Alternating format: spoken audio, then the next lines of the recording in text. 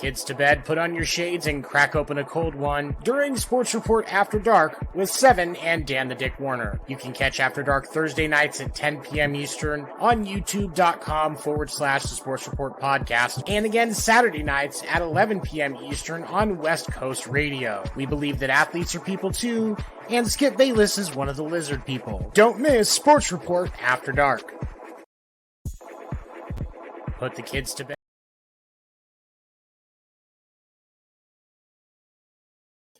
Good evening, everybody, and welcome to this week's edition of Sports Report After Dark. I am your host, Seven. Dan is waiting for me in the background. We've got a great show planned for you tonight. We're going to be talking Ja Morant. We're going to be talking Kevin Durant. We're going to be talking Jalen Carter and a whole lot more. So thank you for checking us out.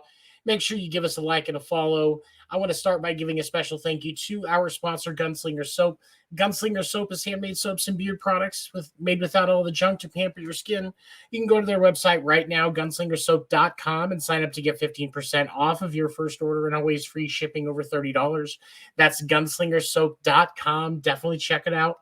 If you have never been a viewer of Sports Report After Dark before, let me give you a heads up. We are assholes. I swear, we make inappropriate jokes.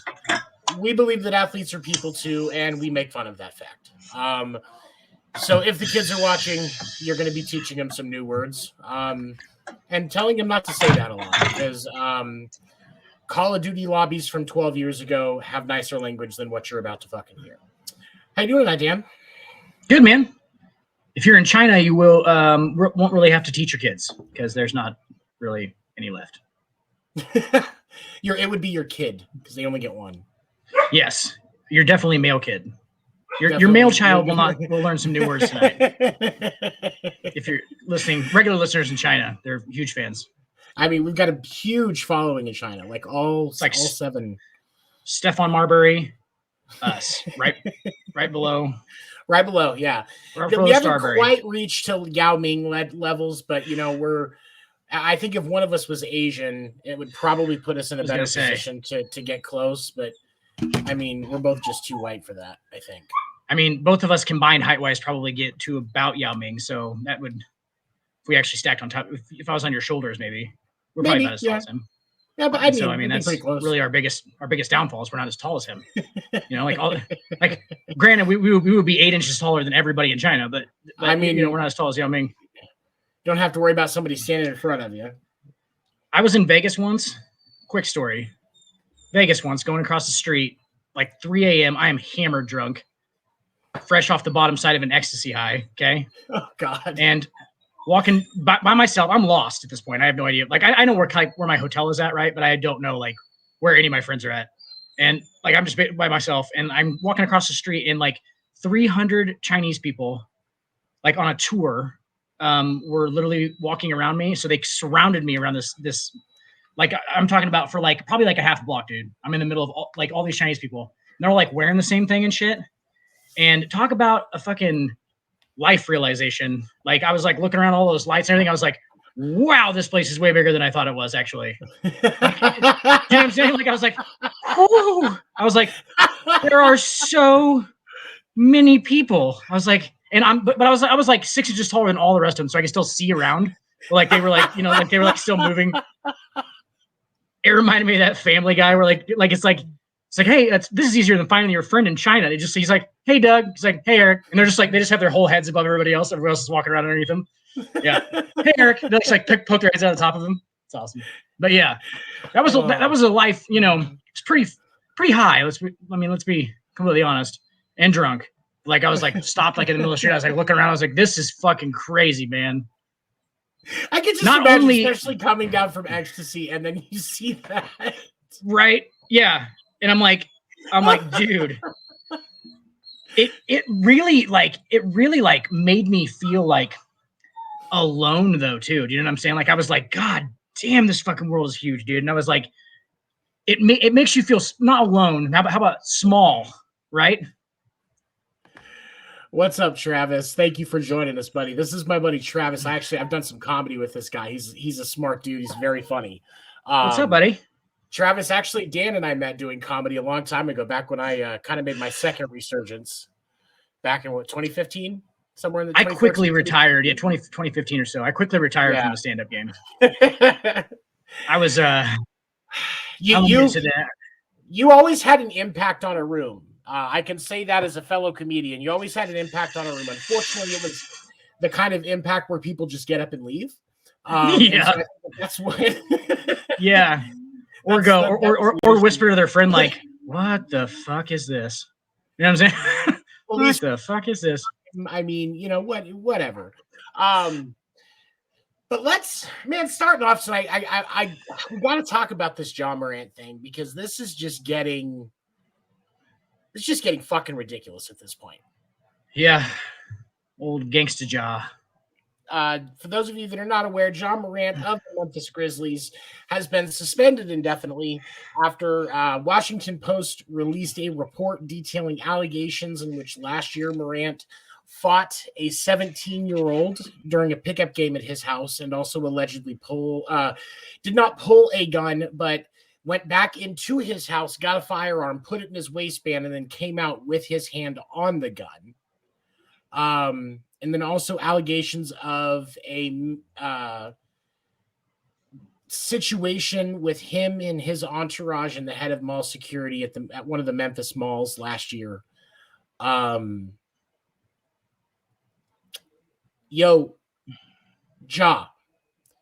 Kyrie got dropped from Nike over a tweet. Yep. You just got your signature shoe, dude. Like, what are you doing?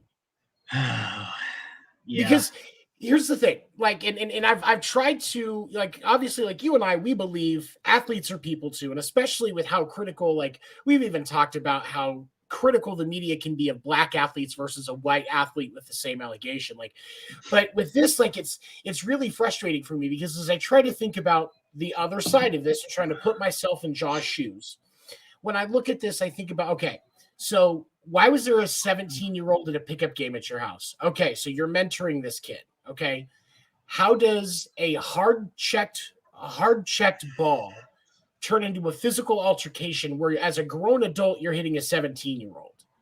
I get size-wise, some pretty big fucking 17-year-olds, especially somebody that's a high school prospect that has. That there, I guess, according to some reports, there have been some prospects about, getting looked at in colleges, possible NBA future if he can get right. And that's why Ja's mentoring this kid, so to speak.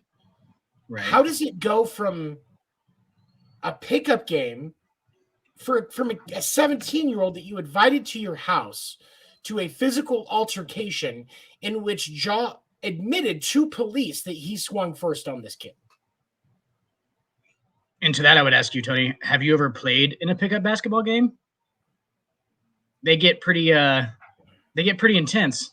I mean, yeah, I get that street ball is a hell of a lot more physical than some people realize, especially when it's in a street environment. Like, those games, like, yeah, you call your own fouls, but you don't call your fouls. No, unless it's absolutely blatant, like, game point, somebody fouls the shit out of you. That's the only time it's even basically okay to call fouls. You can complain about it as much as you want, but everyone's going to keep doing it, and that's why it escalates into situations like this. Just like that. If it just would have been the thing with him with a 17-year-old, I don't have any problem with it at all. Don't because let's be completely clear. He was not. This 17-year-old was not drastically overmatched by Ja Morant physically. Like, I would assume that that's not the case, right? Because I mean, they're only 5 years apart in age anyway, so there is, I mean, size-wise, I would assume that there's some relative closeness to that. If you're getting the chance to play a pickup game at Ja Morant's house, I would think we could probably get that info to see how big that dude is. But I would actually venture to say that he's probably bigger than Ja Morant. But Ja Morant's an NBA athlete. I understand that. But, like, at the same time, because wait, Ja's like 6'6", right? 6'2". Maybe a lengthy 6'2", like maybe possibly 6'3". Especially with kids with NBA prospects, there's kids that are that same height, maybe even a little bigger, depending on how much they've trained. So yeah, it's I bet entirely possible. And that's the thing is I'm not trying to say that Ja was like towering over this kid or overpowering it, but you're, Right. 4 to 5 years older. You got you're an NBA player. You're a professional. It should not come to this. Right. No, and it shouldn't come to it even when you're with like your buddies and like you don't in particular like or just it gets really heated. I've seen that kind of stuff happen. It never really even comes to like I've seen punches thrown, but like it's never like a let's actually have a full out brawl about this thing. And you're an NBA player, bro. What was he doing? Was he was he being physical with you? Like was he beating you? Like that's the thing that I want to know is like was Ja losing this dude? This dude was putting Ja like he was okay, so I haven't heard anything about the game results. What the reports are saying started the altercation was they're playing the pickup game.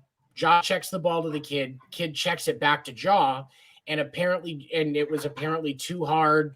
Went through Ja's, hit him in the head, hit him in the face, something like that. And like we've all had that happen. Like yes, my white ass, even with the limited pickup games I played in school, like. You've had that happen where things are heated and players are hitting it hard, checking it back rough. They don't give a fuck. Like it does get brutal. But when you let it come to the point where you're throwing hands, we'll take the age difference apart for a off of it for a second. It matters, but we'll get to that. Right. You can't throw hands over a game. No, you shouldn't be, and especially if you're obviously like you said a professional like Ja Morant, like you shouldn't be doing that at all. And that's the thing is like, and what makes it even harder with Ja Morant, and it's going to make it more difficult for him for his future, is because now we have this allegation, we have the police report filed by the head of security with the mall, and we have the situation with the Pacers that we talked about a couple of weeks ago, where they were getting into it after the game with the Pacers behind the arena, and there was apparently lasers pointed at some players, like by Ja Morant and or his crew. Like, bro, there was fucking it up. Yeah, there was a car in which people knew Ja Morant was in, and a laser sight came out of the car. They're not sure if I'm sure like allegedly. I'm sure it was Ja. I'm sure it was Ja. And I think it was at fans is what I heard. It was at fans, not players. But here's the thing, like with the laser pointer thing, like even if it was just a laser pointer that was coming out of that window, you know what you were doing. And that's not absolutely okay. It's he wasn't bringing it for his cat, okay. Tony. He didn't have it for his cat. Exactly. Yeah. And then you look at this situation, getting rough with a kid at during a pickup game at your house that you're supposed to be mentoring. And now we also have a situation with mall security. That's a weird one. Like, and then that's the thing is like, it's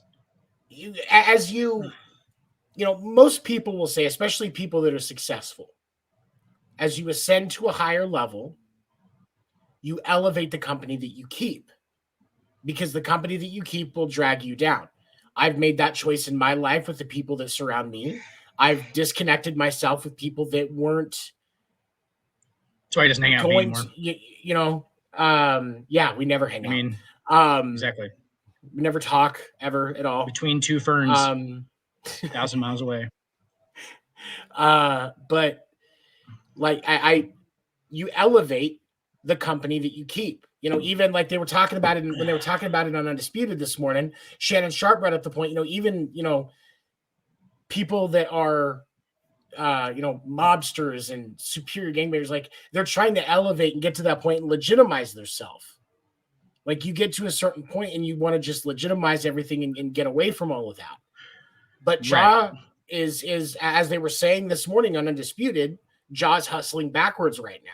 And I think that's a great way to put it. And it frustrates me because this amplifies that stereotype on athletes, especially young black athletes. And it's these individuals, these are people. They deserve to be treated as people. They deserve to be taken serious as people. But these individuals, these couple of individuals that fall into that negative stereotype, completely ruin it for the rest of the individuals that are just fucking human gladiators achieving feats that most of us could never fucking dream of. Yeah, and they're given just ridiculous amounts of money too with those feats and with that athleticism. They're just given ridiculous amounts of money, in which now not only is that your best friend, or is like, if you're from the outside, like part of Ja's crew, the guys that he hangs out with, like now not only are you his best friend and like have known him since you guys were little, right? He's now your meal ticket. He's now giving you money. I mean, those guys probably get like, obviously he has a lot, like Ja has a lot of money and he's going to have more money in the future. So like it makes it more serious to the dudes who are hanging out with him. Does that make sense? Like, not right, because it's not only his best friend, but like they're the meal ticket now. Like they're like his, like they're riding the train, the Ja train. Hey man, if I was his friend, I'd ride that Ja train too. Right, but at some point, because like I mean, and like when they were talking about undisputed this morning, Jen asked the question. She said, "What advice?" You know, because I can't remember who it was a former NBA player, Eric House, I think is his name. Eddie House. Eddie House, that's it. Yep. Was on Undisputed this morning, and they kind of talked about it because, you know, of course, the beginning, I like Eddie House. Shannon and Skip talked about it, and then they kind of went back to it after a little bit. And Eddie House was with them, and the way that segment started was Jen asked the question, "What advice would you have?"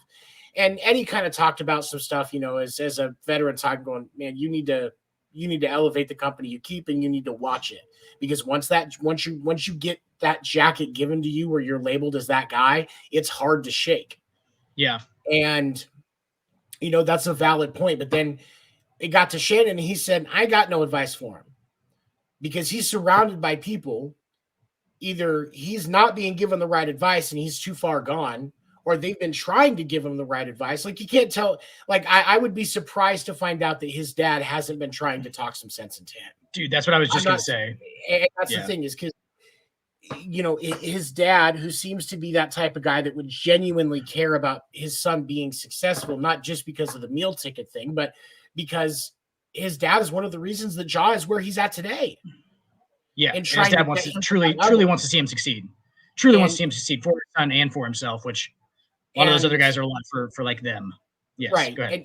And so now you're looking at a situation where it's like, can he be put on a better path?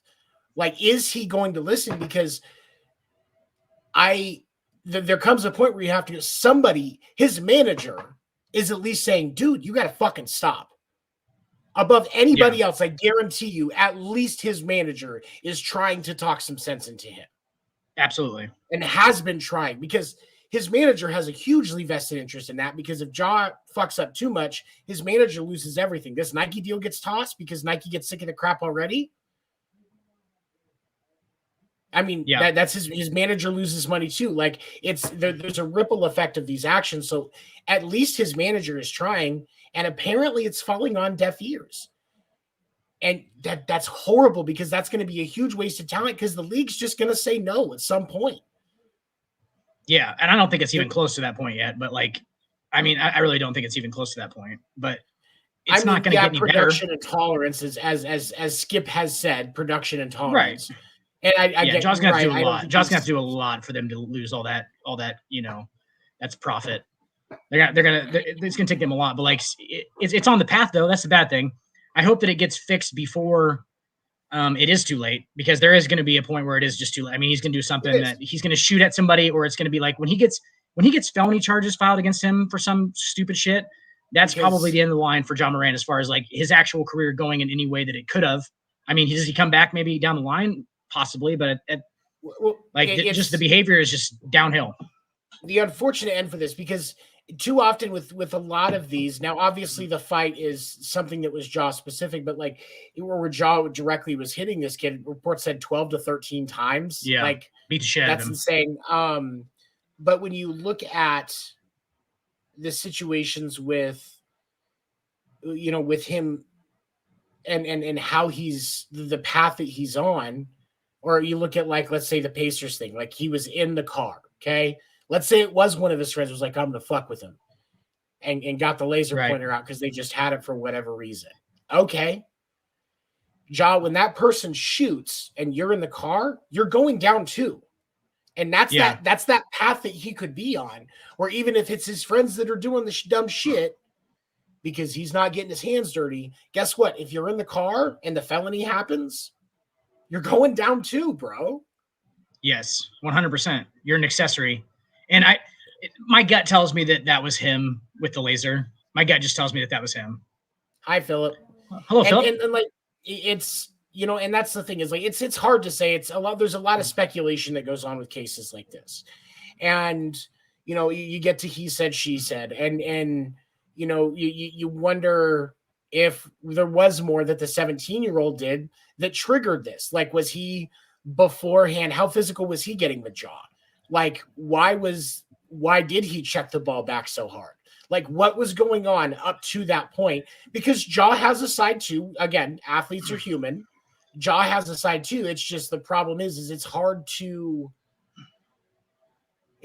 be in a situation where you can't, where you can easily justify the actions to where you're going to be okay with moving on from him. Now you not only do you have to have an explanation, but you've got to see a change in behavior, because this either you get to these points as an individual, as an athlete, whatever, you either change your behavior or you go down the fucking rabbit hole. Right. It's hard. And it's hard for me to go ahead. No, go ahead. It's hard for me to even imagine any situation where I'm Ja Morant and I swing on this kid. You know what I'm saying? Like, I don't care what he's saying. Like, is he fouling you? Yes, they were probably fouling each other. Like, it was probably they were basically fighting while playing basketball before that. Mm-hmm. Like, they were throwing physical blows at each other without actually swinging and stuff, right? So, right. I don't see a scenario where that actually does happen. Like, get in the dude's face. Like, if that's all that happened, if this dude, outside of this dude, like, spitting in your face or something, like, if it was like, yeah, he spit in his face, I'd be like, all right, I'd probably hit the kid. But I get that. But other than that, I don't see a scenario. And that's what makes this even more difficult was if there was something outside of the basketball check, because that's what we have to go off of right now. If there was something outside of the basketball check that triggered the physical altercation, okay, let's look at that for a second. Where is that information? Because the Washington Post report has the police report information. And there's nothing that I've seen where the police report mentions outside of the basketball check anything that kid did before the altercation started. And so we're forced into this position where we have to assume that's what happened. Right. And dude, what I'm saying is, like, I don't even really care what other shit happened. You know what I'm saying? Like, I don't see if you're Ja Morant, I don't see a time, outside of some very, very extenuating circumstances, do you fucking actually swing on this kid, like, start beating the shit out of him? You know what I'm saying? Like, what could have possibly happened? You're in the middle of a fucking pickup basketball game, Ja. Like, grow up.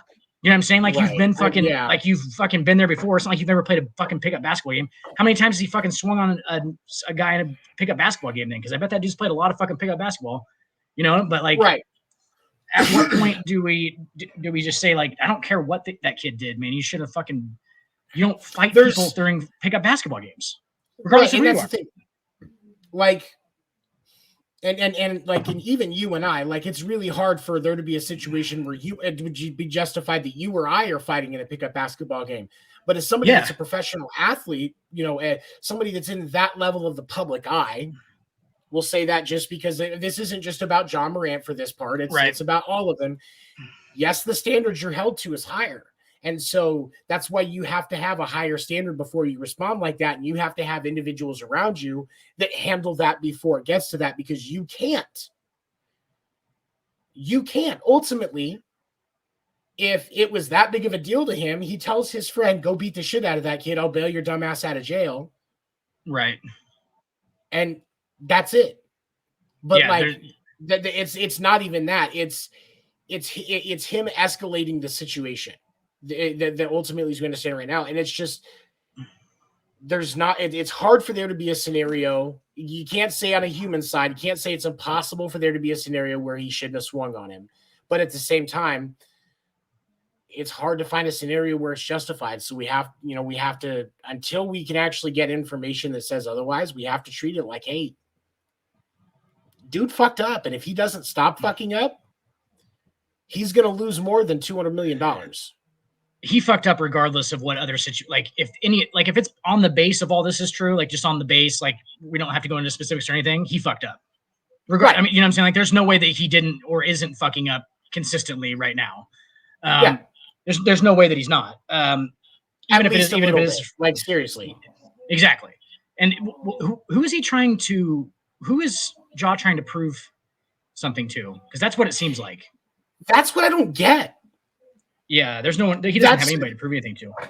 That's what I don't get. Because like they were even talking about it on Undisputed this morning.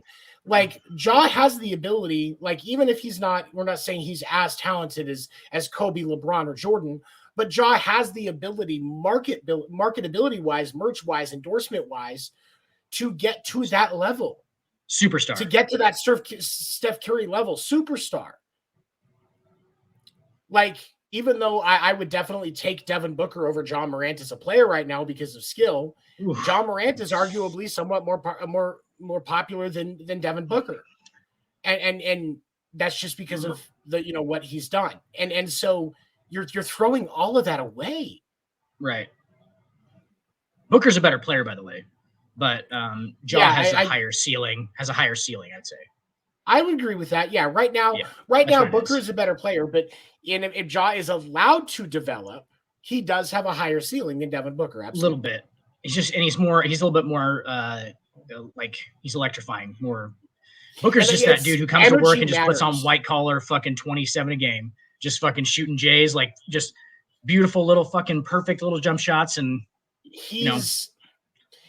Devin Booker is KD-esque, but with leadership skills, because Devin Booker just wants to hoop. And like even KD has said that Devin Booker is a pure hooper. But Devin Booker has more leadership skills. KD does not want to be a leader. KD wants to be a hooper. You're right. Yeah. Just like I said this. Yeah. And we're seeing exactly what I said. It's just like when he went to Golden State. He's showing up to be that bookend and put him over the hump. So far it is. So far. I mean, and granted, we have one game, but just based on all of the comments and the way that everything looks so far, that's what it is. And we'll get into that here in a little bit. But back onto Ja Morant. He really needs to just wake up, because that is generational wealth that he is risking over trying to look hard. Yep. Like, really? If somebody's going to be handing me $200 million, I will be a fucking powder puff with good security. I don't give a fuck. Yeah, but I mean, societally, and he's a black guy. I'm assuming all of his friends are black guys. They come from a different place than we do, though, Tony. You know what I'm saying? Like that's kind of like their. He came from a 2-parent household, though. This isn't even like he grew up in the projects with just his mom or just his dad. No, he came from a healthy 2-parent home. And he went to a private school. Yeah. So like I get the he's hustling in reverse thing. Basically, I get that. Maybe that's what he feels like he has to prove. You know what I'm saying? Like he thinks that because probably a lot of his buddies and stuff like didn't have the same situation, that he's got to be, he's got to prove he's hard, even though he did have what they would call, a pretty white and normal upbringing, right? I mean, private schools, that kind of thing, like suburban, not as. I guess we'll say suburban upbringing. That's yes. Because I mean, thankfully, it's not just white people anymore, but it is obviously. Well, you know what I'm saying, like just what people would think of as and that's like higher upper middle class type scenario. And I'm not criticizing him for that upbringing. That's great. I wish everybody came out of that situation. Like, what's crazy is like I learned when I was a kid. And it freaked me out because I was raised by a single mom. My father was never in my life. Over 90% of the individuals that are in and out of the prison system came from a 1-parent household. When you don't have both parents, when you don't have both parents active in your life, you are statistically more likely to end up in jail. Like noticeably statistically. Like it's a bump. Right. And so like that was one of those things where like when I talk about for myself and everything that I've been through, like with all of my issues and being a victim of sexual assault when I was a kid, when I'm talking about beating statistics, there are so many things that say that's exactly where I should be because of everything that I went through growing up with, addiction and mental health issues in my family, what I faced as a kid, the mental health issues that I, got even worse as a teenager. I should be dead in jail or a drug addict at least. Right. And thankfully, it's just that I'm addicted to sports and porn. Like there are worse things in the world, right? And feet. And the occasional feet has to be the right feet. Like it's very Rex Ryan of you. Anna Kendrick's feet, I could stare at those all day. It's very Rex Ryan of you. I mean, you know what? He and I have a lot in common. Did you ever see that video? Jersey Sticks. No, I did not. I heard about it though. Yeah, it's interesting. For sure. He's a foot guy. I like it. It makes sense. He seemed like that weird kind of dude. You know what I'm saying? Like you knew there was something weird about Rex Ryan. There's something weird about that dude. You can be watching Rex Ryan in a football pregame, and you're just looking. You're like, I'm not saying I wouldn't trust my kids around him, but there's some weird shit about that dude. It's like there's just something there. He's like he's like white, like Santa Claus whiskey, like whiskey Santa Claus. You know what I'm saying? Like he's very like yeah. He's very like rich whiskey Santa Claus. Like maybe he doesn't even wear the beard sometimes, But that's kind of what he is. Smell the Jack Daniels on his breath when you sit down and ask for a present.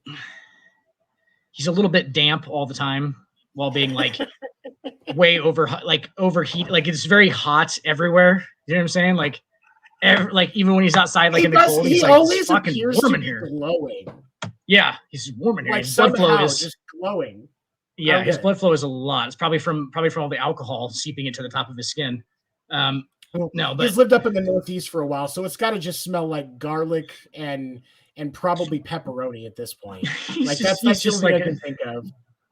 He's like a movie mafia guy where he just eats bread and pasta for every meal, and just like fucking, it's like fajol, and fucking everything. Just everything's fucking like fish and like just he's crazy like amounts of salt. Slightly more moderate Chris Christie. Yes, little bit tame because he jogs onto the practice field and off the practice field sometimes, and like after a player. But other than that, it's not really like a whole lot of like moving. He does more moving than Andy Reid. But other than that, Andy. I mean, Andy's such a gangster. He doesn't have to move anymore.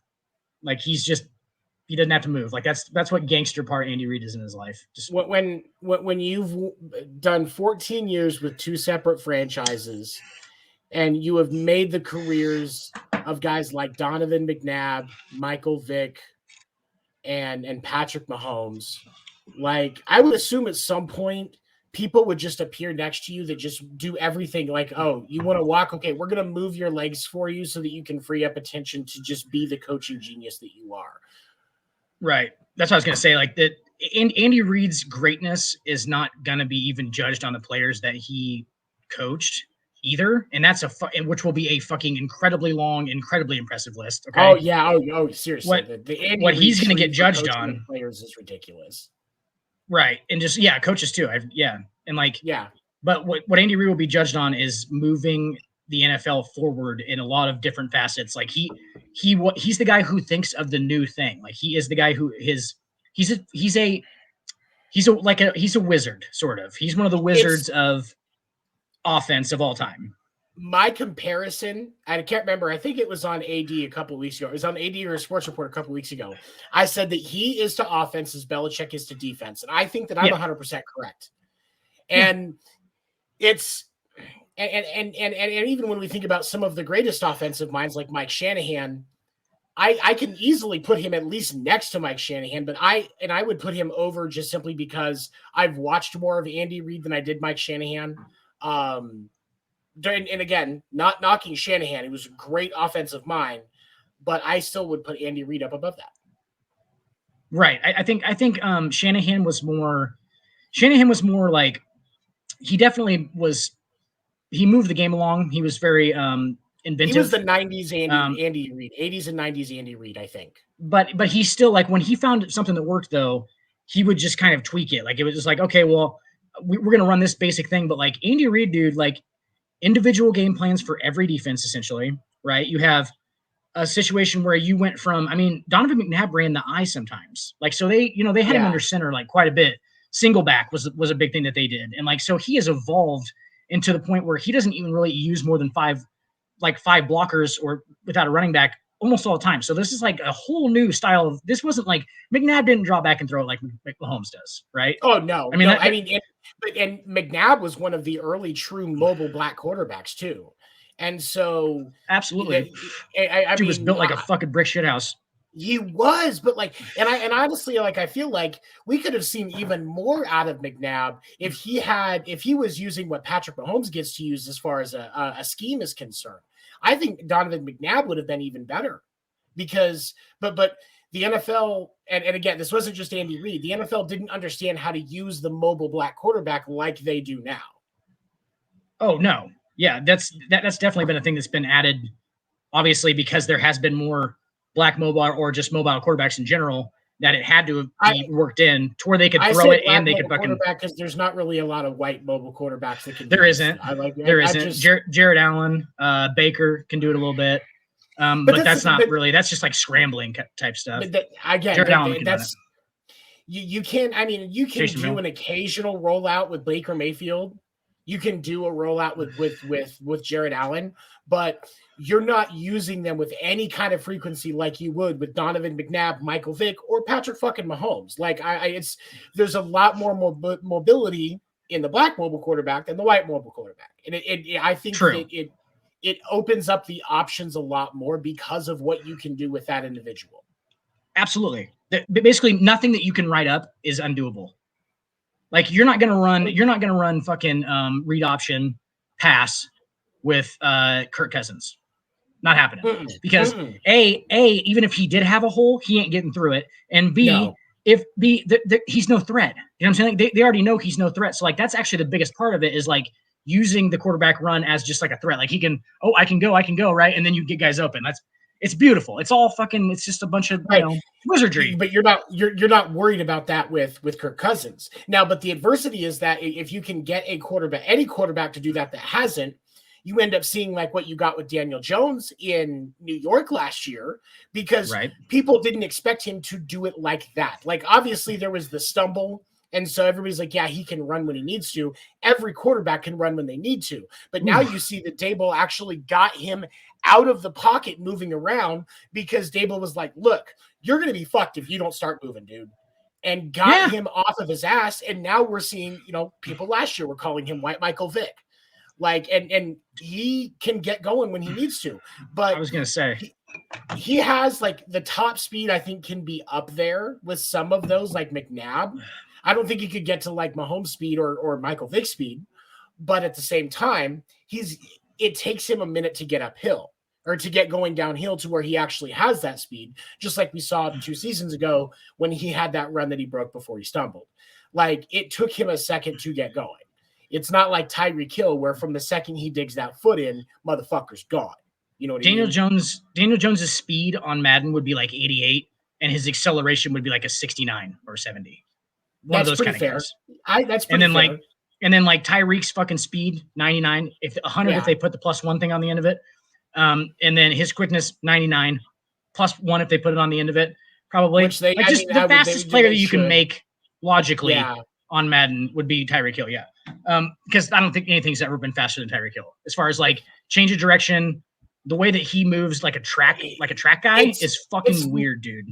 Well, and just like we've talked about, it's not just about speed with Tyreek, it's about quickness, because a lot of players can go downhill really fast, but Tyreek Hill can change directions. He's got that foot plant and accelerate, but also a lot of guys that you see that typically do that a lot, you end up seeing ankle and ACL injuries a little bit more frequently, but you haven't seen that, knock on wood, you haven't seen that with Tyreek Hill. And so that's one of the things that makes him so valuable, is because of the fact that he can do that and he stays healthy, because clearly he takes care of himself. Old Tyreek is a dog for one. And then fucking dog. Built like a brick shit house, dude. Mm-hmm. That guy is fucking solid. He's really small for an NFL player. Like you could tell when he's running that he's not very big, but like he is fucking fierce and he is built like a brick shit house. It's a good combination. You know who he reminds me of? He reminds me of like Steve Smith on steroids.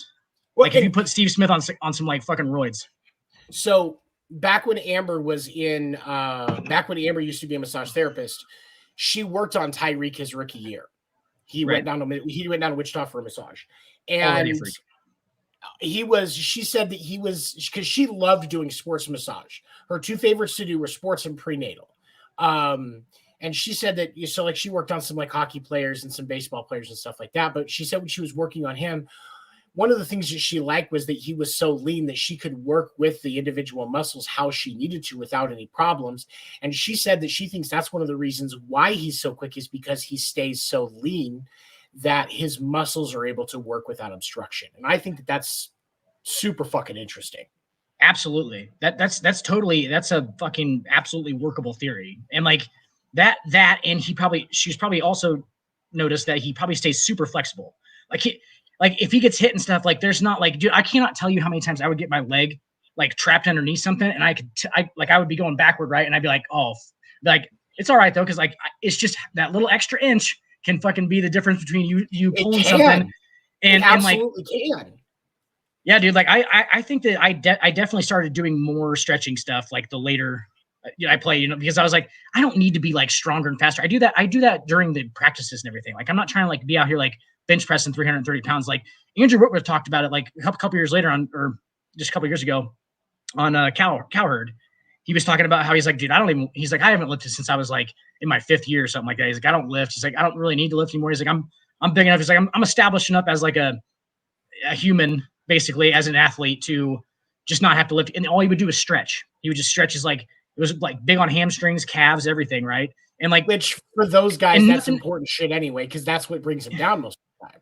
Shoulders, right. forearms, shit like that. Like, and he would just like basically just stay super flexible because you can't get hurt really. Like it definitely takes your injury risk down if you just are, your muscles can stretch past a certain length, and it can be very, very small amounts. Like where I'd be like, if that would have went any further, like, oh shit, I got an ACL or something like that. Like, but that's why there's a lot of teams that and it's not just with the NFL. A lot of professional sports organizations try to get their players to do yoga because of the fact that it helps with flexibility and range of motion, and like yoga and Pilates and stuff like that, because of how much it helps build muscle strength without you actually doing work in the gym or on the treadmill or whatever.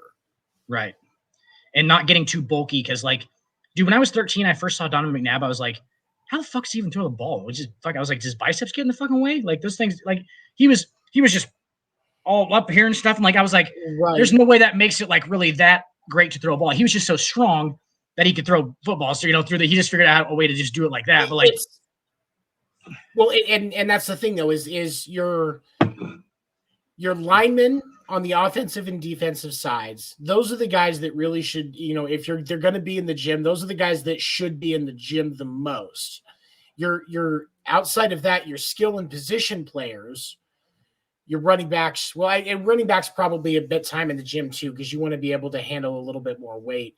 But your wide receivers, tight ends, your guys in the secondary, even your middle linebackers, like they should be focused on range of motion, cardio, getting, because you're going to need that a hell of a lot more than you're going to need an extra 25 on each side of your fucking bench press.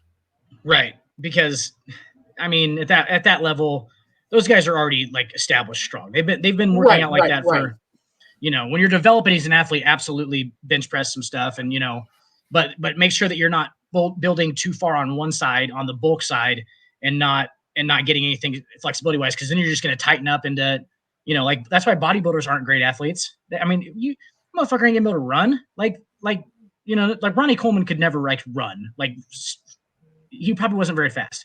He could jog. That's a lot of weight to be carrying around. A lot of Arnold Schwarzenegger. Never. He was a weightlifter, but he's not gonna. He would not be able to hang with the physicality of a football player because there's so much more to it than that, and his muscles It's not that like that now because obviously he doesn't spend near as much time in the gym as he used to. But like back in the day when he was spending all that time in the gym, he couldn't have been able to handle it. His muscles would have snapped with too much pressure right off the bat because of the fact that he was such a stiff individual when he was a weightlifter. Right. And not saying that all weightlifters are terrible athletes, because I don't think that they are, but as far as like being able to be agile and stuff, that's not real conducive to it. You're carrying around a lot of extra weight. It's a different type of athleticism to be a bodybuilder versus to be a professional athlete, like a football player or even a baseball player, basketball player. There's a huge difference.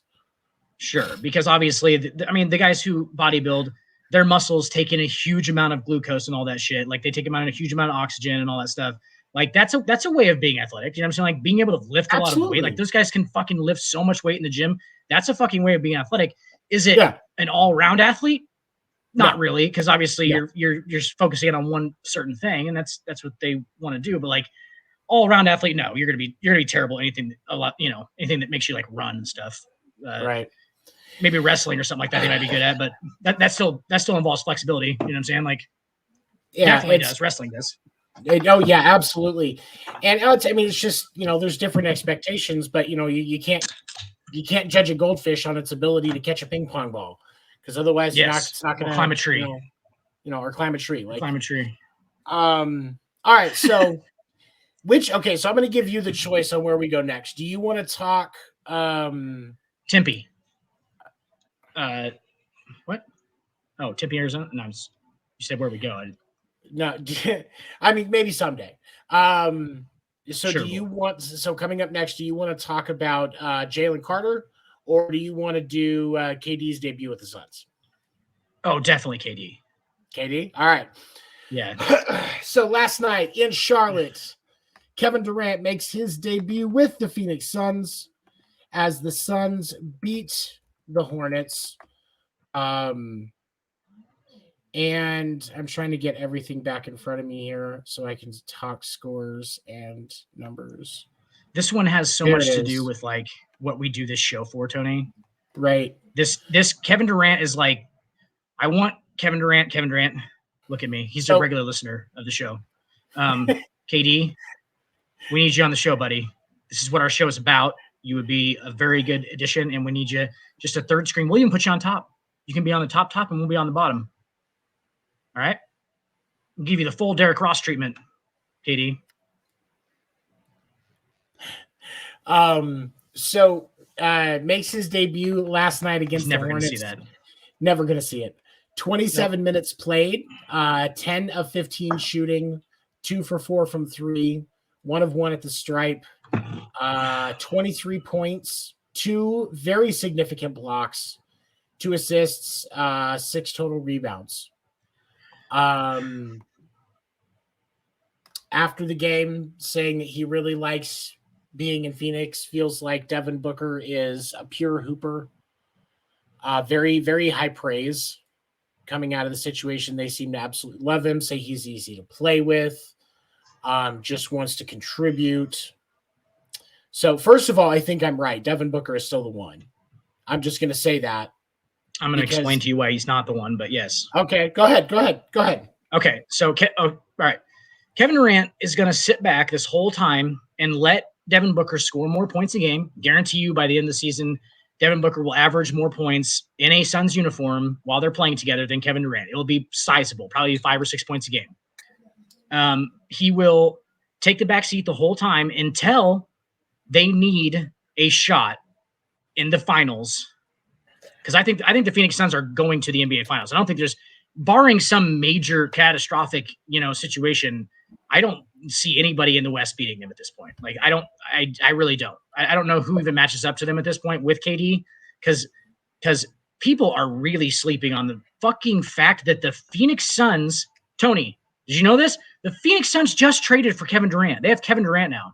And they didn't have to really get rid of fucking anybody. I mean, yes, Mikal Bridges is a fucking kind of that was probably the biggest hit. Like it sucks because I was less sad for Cam Johnson and Jay Crowder than I was for Mikal Bridges, because he's the Iron Man. There was 5 players in the NBA last year that played all 82 games. One of them was Mikal Bridges. Very reliable. Hasn't missed a game since he was in like fucking high school. Reliable. Very consistent producer. Great energy. Very good guy to have in the locker room. And so that one hurt. But it's Kevin fucking Durant. Yeah. You do this if you want to win now. You absolutely do this right now. You do that deal. And the thing is, the only thing that worries me about it is they lost 3 pretty premier perimeter defenders, okay? Guys who can guard three to 4 positions. Jay Crowder can guard 4 positions. Fucking Cam Johnson didn't really like to play defense, but you could tell if he actually put his in the playoffs, he put some energy into it, and he'd be pesky because he's long and he fucking, you know what I'm saying? Like he could guard good players. Like I don't think they put him on the best guy every time, but like he can guard good players.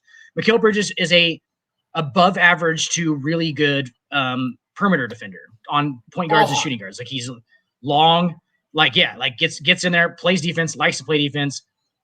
So they lose 3 guys, like you said, it's Kevin Durant, bro.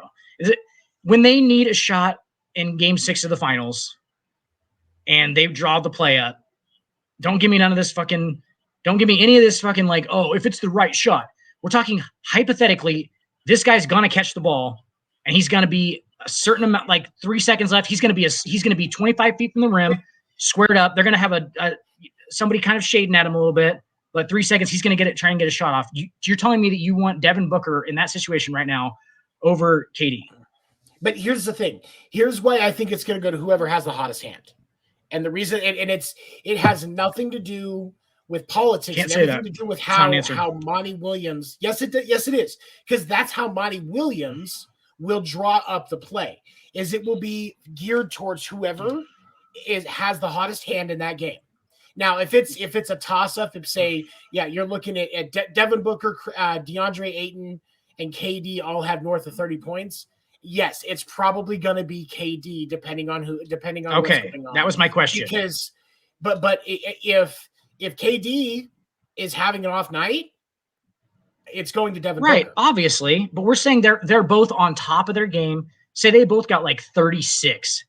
They both got 36, and they've just been shooting the lights out. 60%, both of them, both perfect at the free throw line, which is completely possible, by the way. This scenario is absolutely possible. Absolutely. For those two, for sure. Yeah, in game 6 of the finals, and they're down 1 for some reason. Both of them scored 36. They're down 1. Let's hypotheticals.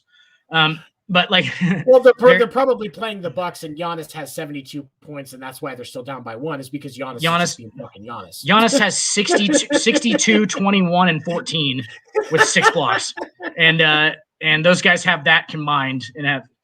Yeah, and Giannis is out there guarding one of them. Giannis is out there guarding KD. It's like, what in the fuck is this guy?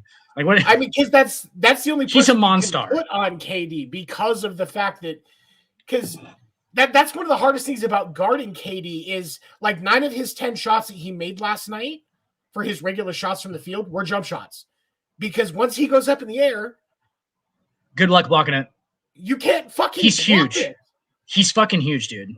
He's one of the tallest individuals. Like they can. People don't think he's as tall as he is. People don't think he's as tall as he is because he can handle the ball, and like because he's at like the max amount that you should be to be able to dribble the ball off the floor. Like that's like that's the only way that you can still hit it hard enough that doesn't come back up all weird and like that's maximum. Like Wembanyama does a pretty good job. Wembanyama keeps it a little bit closer to the ground. Like KD just out there dribbling, fucking doing crossovers to his fucking neck and shit. Like that's about the fucking max though. Like it looks like a long dribble. You know what I'm saying? But like, his dribble is taller than both of us. Like for real. Yes, definitely in defending position. We wouldn't actually be there to do anything like up top to block anything. We would just be there to just like get in his way. You know what I'm saying? Like we just get in his way and like not let him just go straight to the rim. That's basically your only job. That'd be the only thing we'd be able to do. Right? He would just kill us. He would just pull jumpers from 15 feet away from us, just kill us. The thing for me with KD and the reason why, like I like at this point I can say like I expect with what I've seen with just last night, the vibe that I'm getting so far, the Suns should at least be in the Western Conference Finals. I think that matchups are going to play a key role into truthfully if the Suns make it to the NBA Finals, but right now they should. Because even if you have the Lakers get both AD and LeBron healthy going into the playoffs, it's still not as good. It's still not as good. Not even close. Because on the Suns side, you've got your starting five for the most part going down the stretch is going to be Kevin Durant, Devin Booker, DeAndre Ayton, Chris Paul, and Torrey Craig. And this Torrey Craig thing really accentuates the only weakness that the Suns have, and that's depth now. Depth is their weakness now. No, you're right. Depth is their weakness because, but what it is it's just like last night showed. If you get KD and DeAndre Ayton, along with whoever your five is, playing defense, you get that solid defense out of those three, the Suns are a finals team. And if you think about that's what it's going to take. NBA playoff games always come down to like the starters anyway. Do you know what I'm saying? Like at the end of the games, the last 5 minutes of games in the playoffs, every time the coach, if he's a good coach, rests those guys to just match up perfectly till about 5 minutes to 6 minutes left in the fourth quarter. So you can play the last 5 or 6 minutes because it's probably going to be close. Most playoff games are. Right. Last 5 or 6 minutes, you're going with your best guys. They're fully rested. They know they're playing the rest of the game. They're in shape enough to do it. And if you set that up, and that's what it comes down to, and these games are within 3 to 4 points usually, right? Whose best five beats the other's best five? The Phoenix Suns have the best five in the Western Conference. There's not a doubt about it. And those guys are going to be playing. They all shoot free throws well too, which is another huge thing. Devin Booker, 88% free throw shooter. Kevin Durant, always in the 85 to 86, 88 range, right? Right. When you look at it, the Suns are fourth in the West right now. The three teams that are above the Suns, number one in the West right now is the Denver Nuggets. So, and kudos to Jokic for getting them to 44-19. But I'm not the Denver Nuggets can't sustain because they don't have any support for Jokic. We've talked about this on Sports Report and Hardwood in depth. Memphis Grizzlies are about 5 games back from first. They're in second, and they are the 38-23. But you now have the complete distraction of Ja Morant missing, and Ja Morant was a huge part of the talent on that team. Right. So you're going to see Memphis tumble down. I think that we're about to start seeing the Sacramento Kings start to peter out. Most teams have like 19, 20 games left. If the Kings go 500 through this last 20 games, I will be shocked. I think the Kings are going to make the playoffs. They're going to make the playoffs. They're going to make the playoffs, but I don't think because there's a lot of teams that make the playoffs now. Right, but I don't think that the Kings aren't as good as they think they are. Or as they are basically riding a wave, that this is riding a wave, and there's still some excitement there. Light the pole or light the rod. Can't remember what it is. Whatever. Yeah. You know what I'm talking about? Yeah. And kudos to them for what they've achieved, but it's just, I don't think we're going to see anything long-term out of the Kings yet. I think next season it's more realistic. We look at at number 5, the Golden, because the Suns are 4. Number 5, Golden State. They're dealing with a whole lot of injury issues. Light the beam. Light the beam. Okay. Kings. You have no idea what I'm talking about, do you? No idea. The Sacramento Kings, when they're in Sacramento, after they win, they have this fucking one of those huge ass lights that go straight up in the air, and it makes like what looks like a beam of light, like an alien beam of light that comes down. You know what I'm talking about? Like in movies. Yeah. It makes one of those out of the top of their, or whatever their center is called. They like open up the top of it, and they shoot one of these beams out of the front of it, middle of it, and it like goes way up in the air. It's weird as fuck, dude. But like, well, for the rest of the night, they just have this huge, what looks like an alien beam that's coming down. It's big, tall. It goes up into the clouds and shit. You know what I'm talking about? People from Sacramento were fucking weird. They're weird as fuck, but yeah, like they got one of them big lights, like from it's like a bat light. Like a big spotlight. Like a bat. Yeah. It's fucking weird though. They call it the beam. And Suns are 4th. Golden State's 5th. injuries. They've been dealing with injuries, and Golden State just isn't what they were last year. The Suns, I think, will end up having to face Golden State at some point in the playoffs, and I think that that's going to be the ultimate test. Yeah.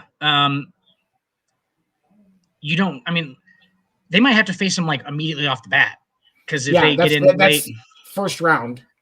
If it's Lakers and Suns, that's another one that D'Angelo Russell is a good addition. Is D'Angelo Russell beating that starting five? No. Is that the move that like got you into like the next level?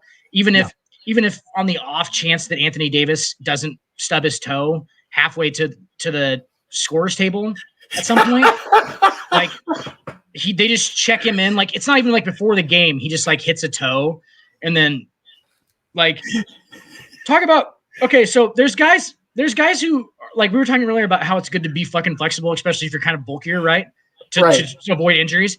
Has AD like went over the line into like he's so flimsy and flexible that like his stuff just like rolls up on itself. You know, it's like his ankle just like rolls underneath itself because it's so like there's no muscle there. He's on the wrong end. You know what I'm saying? Like he's too flexible. All of his shit just like it rolls around and stuff. Like it's all like falling off. And Tony Finau's running down the middle of the fairway after he hits a drive and his ankle went sideways. Like it looked like he broke it. You know what I'm talking about? Have you seen that video?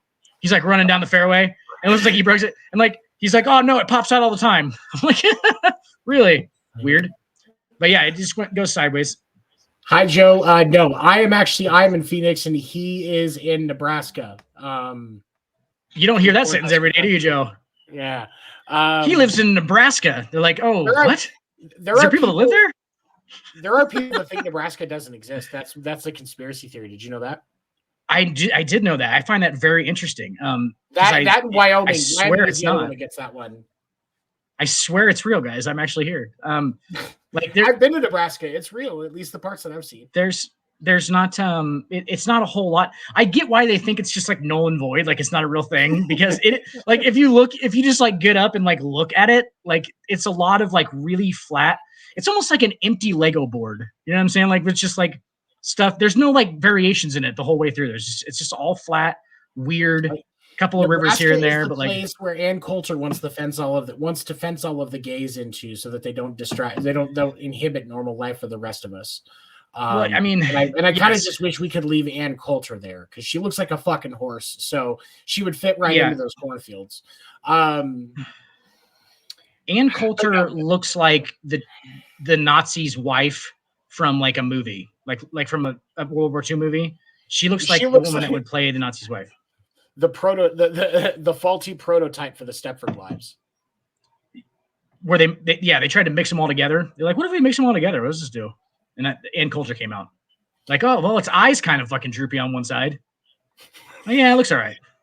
Like, yeah, it looks all right. Melt it back up, push it up a little bit. The best thing Ann Coulter ever did was the roast of Rob Lowe because she got fucking decimated. Those jokes on that roast were harder about Ann Coulter than they were about Rob Lowe, and he fucked a 16-year-old. Yes, 100%. Like, only a handful of people even brought that up. Like, did you notice that? Like, only a handful of people even brought that part up. They were like, I feel like that's low-hanging fruit. Pete Davidson was the one that beat it like it was a dead horse. But Ann Coulter still got more heat on that than anybody else did. And I think it was fucking hilarious. He said, Davidson says something like, Ann Coulter, aren't you late for something? And it's like, it's just like some Nazi. If you're here, who is protecting our crops? Yes. Who's scaring all the crows away from our crops? That's awesome. Oh, it's such a good joke. That's amazing. She looks like Tom Petty's sister. She looks like Tom Petty in drag. So Tom Petty now. Tom Petty now. Right now. Okay, but back on KD's debut in Phoenix, in Charlotte with Phoenix against the Hornets. This puts Phoenix in the right path for the ring, and I don't think anybody and we can all agree that Chris Paul is kind of fallen off quite a bit, but he deserves a ring. And so it's a lot easier to think that he's going to have a shot this year, and it's going to be KD that helps him get over the hump. I don't think fucking Chris Paul deserves shit, bro.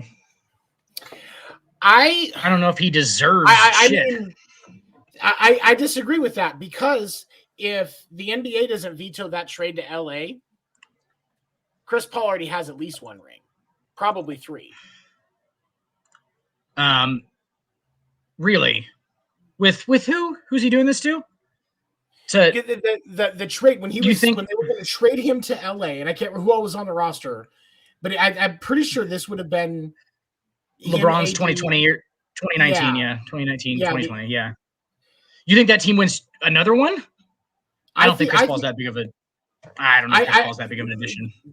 And the reason why I think it's possible, at least one more on top of that one that they got in the bubble, and the reason why I believe that is because I don't think if you have both Chris Paul and LeBron on that team, I think we see less minutes out of both of them, and so I think we see more production out of both of them as a result.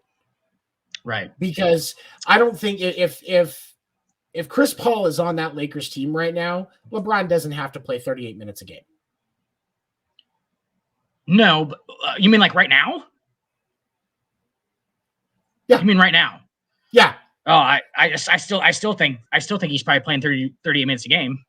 I mean, I'm not saying he's going below 35, but I think it would be 35, 36. I don't think he's playing as much time. I think even 3 years ago they would have traded for they would have gotten a better. They wouldn't have traded for D'Angelo Russell if they had Chris Paul 3 years ago. Do you know what I'm saying? But I think that they do now, because you have. Chris Paul's like just basically like kind of checked out. He's like, all right, maybe I'll just be like Udonis Haslem. You know what I'm saying? And just be I'll just be Udonis Haslem and be somebody still thinks I play, or I play garbage minutes sometimes, or sometimes, when it doesn't matter. But I'm the leader of the team. Like, instead of just going and being a coach, he's like the leader of the team. That's Chris Paul's role at this point, I think. I think that's about as far as it goes. Yeah. Right? Yeah. But I think that we'd be getting more out of I think that the usage, because the Suns had to rely on Chris Paul so much over the last few years, because Devin Booker was still coming into his own. Unfortunately, DeAndre Ayton isn't as reliable on defense as you need him to be, despite his size. And so those factors impacted Chris Paul being needed on the floor more. And so as a result, we're seeing the drop off now. Now, is it possible we're still seeing a drop off if he had gone to at this point, if he had gone to LA? Yeah.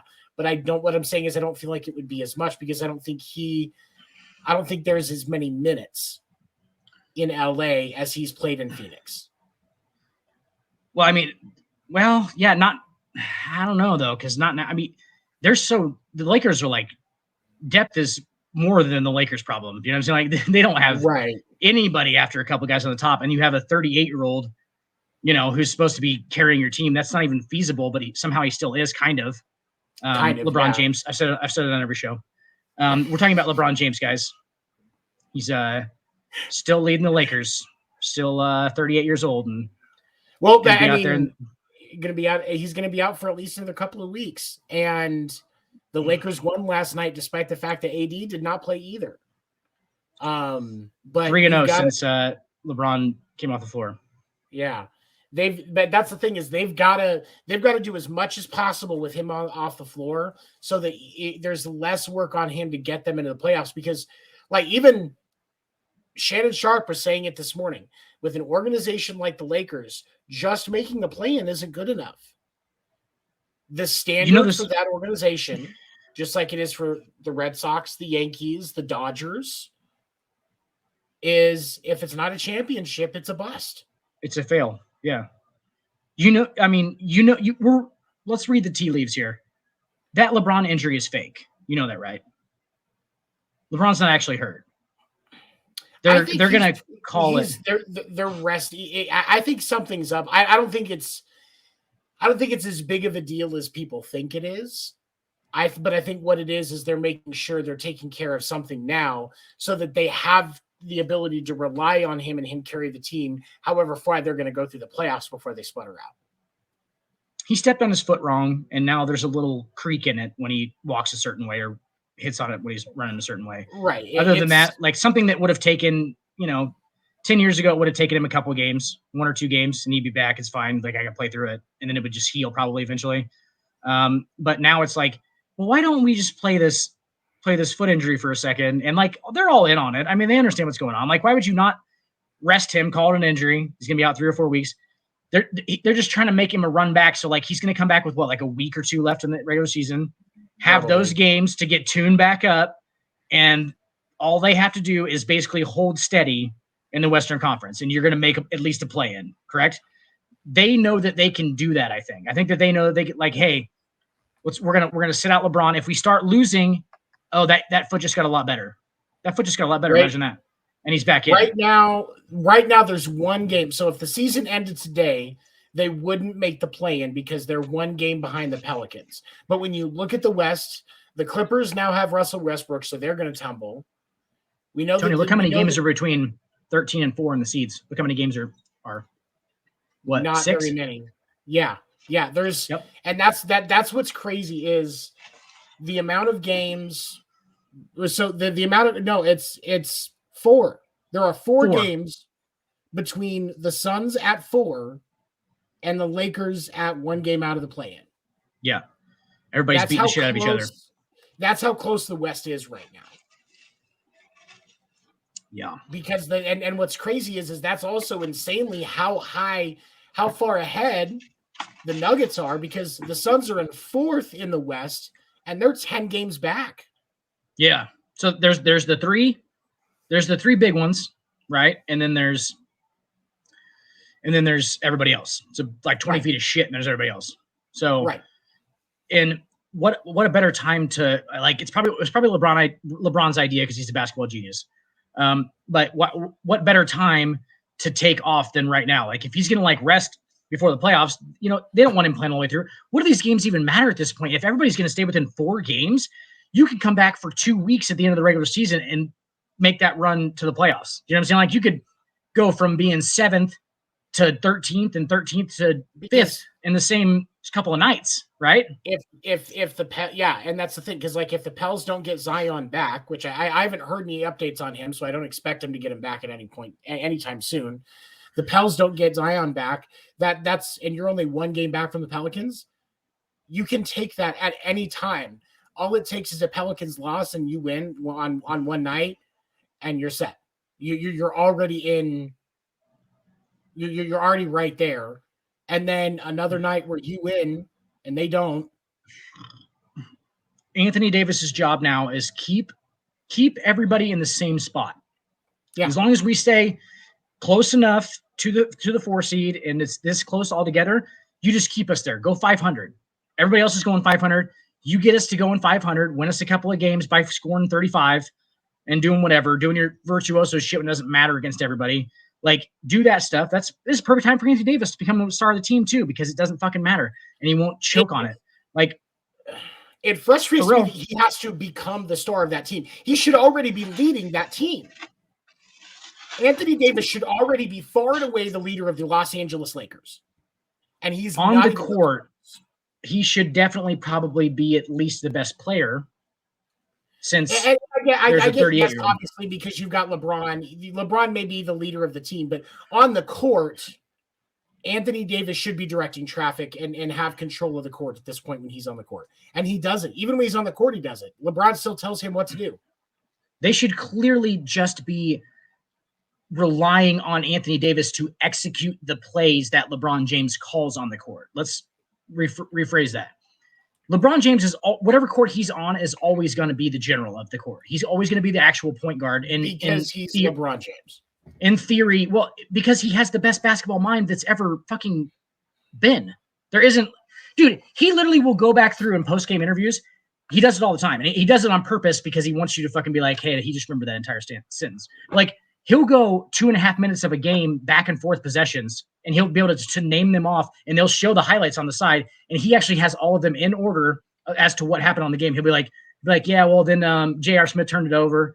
He'll be like, and then this guy took a shot on the other side. We got that rebound, and he'll do it for like 2.5 minutes, dude. Of 2.5 minutes of the game, he remembers everything that happened. That's fucking crazy. That's some stuff where he's just like, that's all he thinks about is like hey, back cuts and shit like that. When it comes to basketball and even business, LeBron James is extremely intelligent. I think a lot of the business side is Maverick. It's Jordan without all the gambling, if you will. Right. Just with the, yeah. Without all the gambling that may or may not have caused your father to get killed.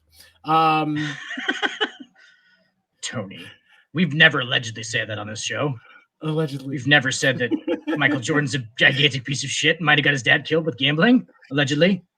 That's just a story I've heard. It's only a story I've heard. You all stop it with your speculation. Okay. So before you're all speculating, Tony. Before we move on to talking about the player from Georgia that is now struggling with his draft stock. Is it Jalen Carter? Jalen Carter. I blanked his name for a second. I had to look at what's with all the dudes being named Jalen now? There's so many. I don't know. Is that like the black Jalen version and Jaden? Is that like the black version of John or something? I don't know. Cole. It'd be like what's the new white one though? It'd be like Connor or Cole or there's newer ones. I might really be behind this now.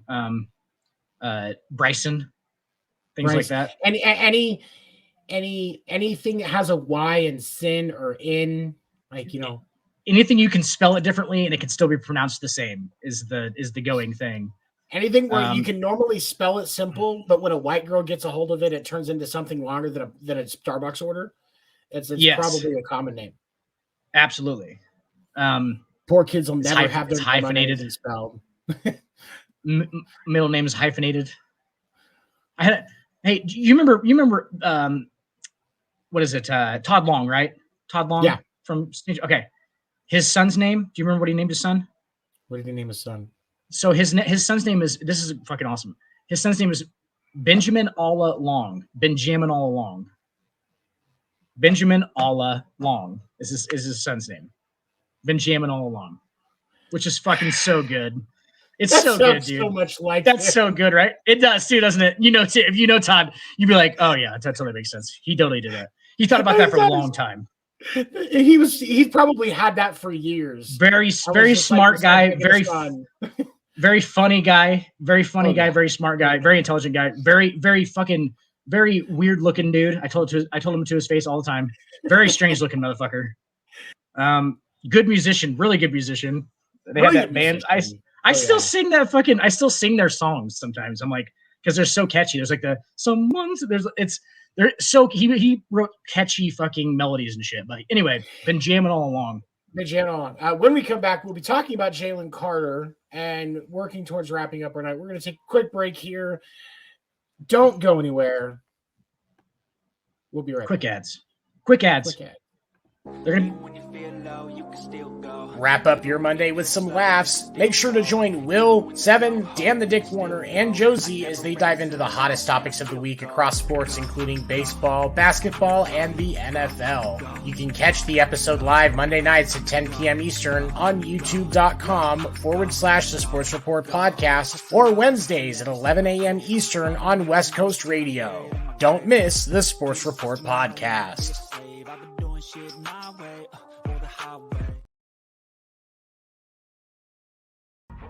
Don't miss Fight Night.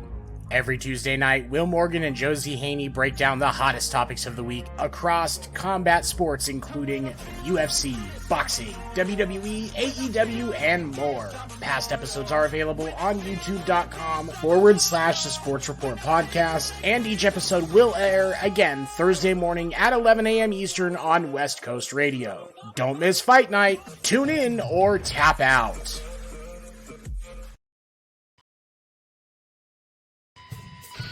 It's time for more Dick, more snacks, and more basketball talk on the hardwood. Every Wednesday night at 10 p.m. Eastern, you can catch them live on youtube.com/The Sports Report Podcast. Join them as they break down the hottest topics of the week in the NBA, along with the age-old argument on LeBron versus Jordan. This ain't one of Shaq's free throws. Don't miss it.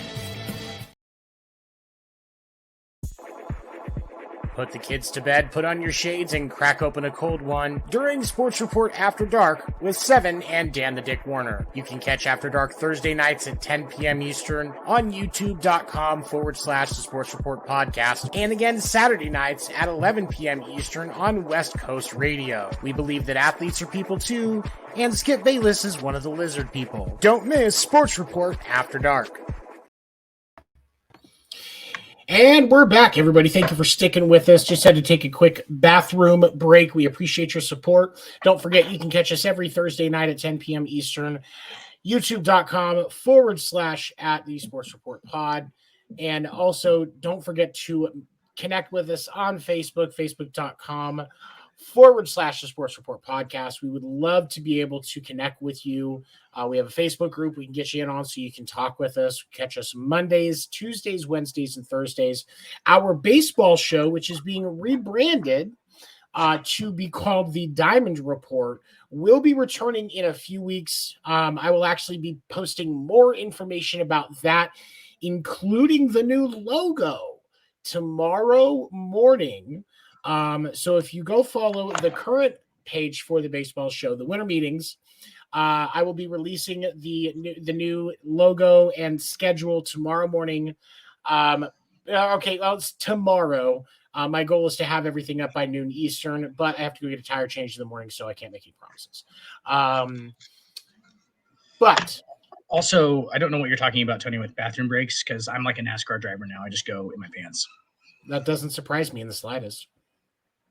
I'm just glad that the reason that I'm glad I'm in a different state than you is I don't have to smell your studio. Like that's ultimately why I'm thankful we're in different states. It smells like feces and grease mostly all the time. Okay, so how you normally smell? Different kinds of grease. Okay. Yeah, like whatever musk you find on these shirts is basically what it smells like in here. I mean, I rub it up against basically everything, marking my territory and things. I just live alone with 2 dogs, and we all Don't talk kind about of got into the same patterns. Got it. Count it. We 3 dogs. 3. No, it really is 3 dogs. It would be, the joke would be 4. It's 4 dogs home. If Dan gets killed before our next show, we know that this is why. Tony, do you think she fucking watches this show? She has to deal with me all the time. Do you think there's like a more thing? Like somehow she was like, yeah, let's tune in for more of this guy. You know what I'm saying? Like, no, probably not happening. She's like, Jesus, I'm glad I get this 2 hours off. Yeah, somebody else is entertaining him for 2 hours. I don't have to put up with his bullshit. Right. Just like somebody's not. That's why I'm thankful for her, because I don't have to put up with your bullshit near as much now. God damn it, woman. See, there you go. Yeah, that's mine. She's not gonna. What's she gonna go listen to your show? No, she's not. No. She's like, I get enough of that fucking bullshit on a regular basis. I live with the man. Yep. Like, okay. So Jalen Carter, Georgia defensive player, defensive tackle. Prospective number 1 overall pick in the NFL draft. Prospective number 1 overall pick, number 1 defensive piece to, regardless of where the quarterbacks go. He's the first defensive piece off the board. Yes. Based on ratings up until this came out. But yesterday it was announced that there was warrants issued for his arrest for misdemeanor charges of reckless driving and racing. In which somebody was killed. Stemming from an accident which happened after the national championship, in which a teammate and one of the recruiting staffers for Georgia for the football program were killed in an accident. Speeds allegedly going over 100 miles an hour. Sure. He initially left, did not stop when they crashed, came back like half an hour later. Told police originally he wasn't a part of the crash, didn't know anything about it, was just coming back to check on him because they had been with him and they disappeared. and then later admitted that they He was had the one been racing. dinking around. Like that, yeah, it basically admitted that he was somewhat involved. And based on that information, like I have to say that he's extremely lucky he hasn't been charged with something worse. Well, if he's just racing him though, that's not. I mean, you can't make the other guy. The other guy was the guy with his foot on the gas pedal. You know what I'm saying? Like so. Right, but here's the thing. In Arizona, if there is an accident because of a street race, the other vehicle gets charged like they are accessory, right? And Arizona is also one of the toughest states on DUI. Like first time is a $10,000 fine at a minimum, and 90 days shock. Like they don't fuck around. And you've got and after all of that, you still have 1 year on the breathalyzer thing in your vehicle. That's just for your first offense for DUI in Arizona. Street racing, they don't fuck around either. So that's what I say, because like there are states where he would already, like, it wouldn't be a case of a misdemeanor charge where he's ultimately going to have to probably serve some probation, do some community service, and pay a big fine. Because, like, people died. There are family members that are grieving the loss of a loved one. There are individuals who were severely injured in this accident as well. Some of his family members. What happened then? There was like 4 people in the car that they were like. What happened? Yeah, it was it was the teammate that. Sorry, it was the teammate that died. It was their brother and somebody else that were in the vehicle along with the recruiting staffer. But they were racing, like going into oncoming traffic, weaving around, screwing around, and apparently at some point, what the vehicle that wrecked hit a curb and flipped. Okay. That all being said, and that is obviously tragic. At the same time, that person in that other vehicle probably should have. I mean, all of them probably should have accepted.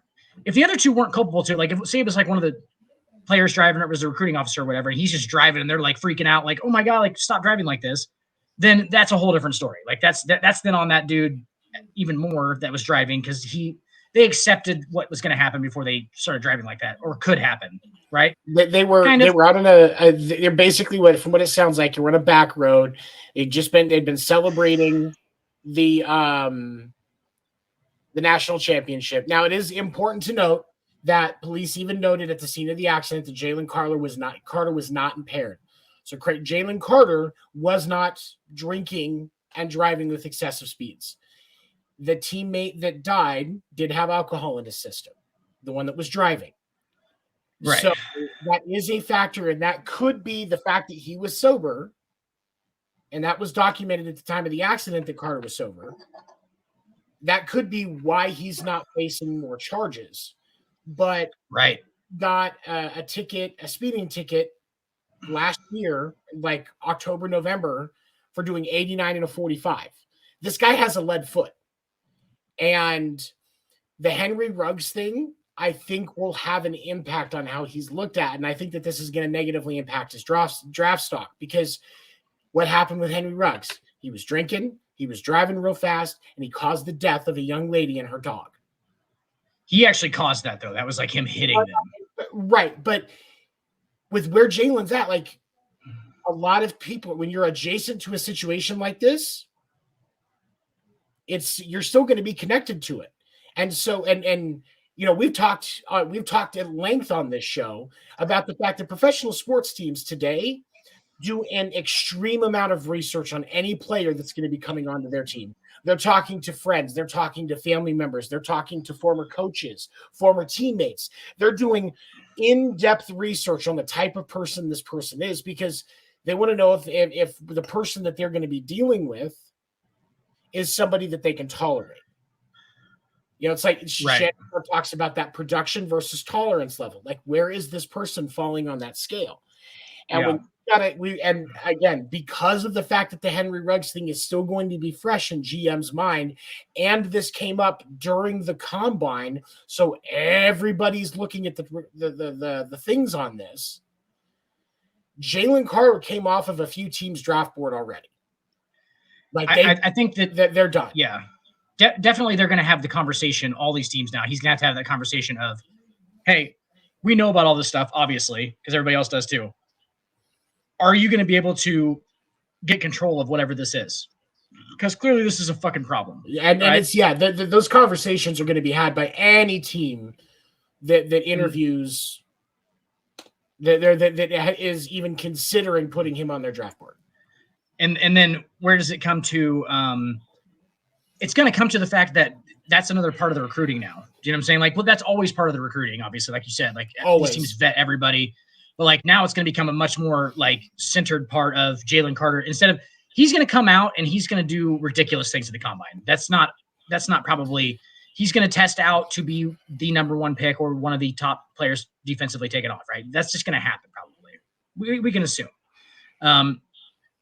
But then they're gonna watch film on him and they're gonna love that because the film apparently on that guy is what's really, he just dominates dudes. He does. He's a very special, and then there's a reason why he's a top piece. I'm not gonna to minimize his talent because if you go back and watch footage of this kid playing, he's very, very good at what he does.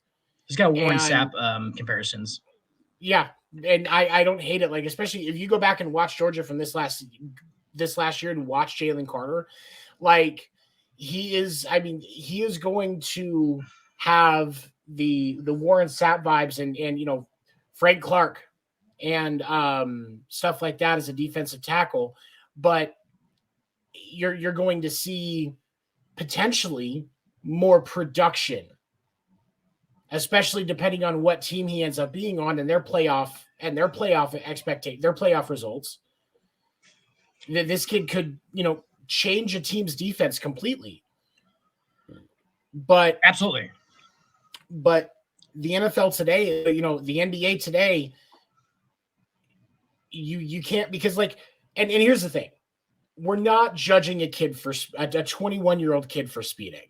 You and I have both gotten speeding tickets. You and I have both sped and done dumb shit. And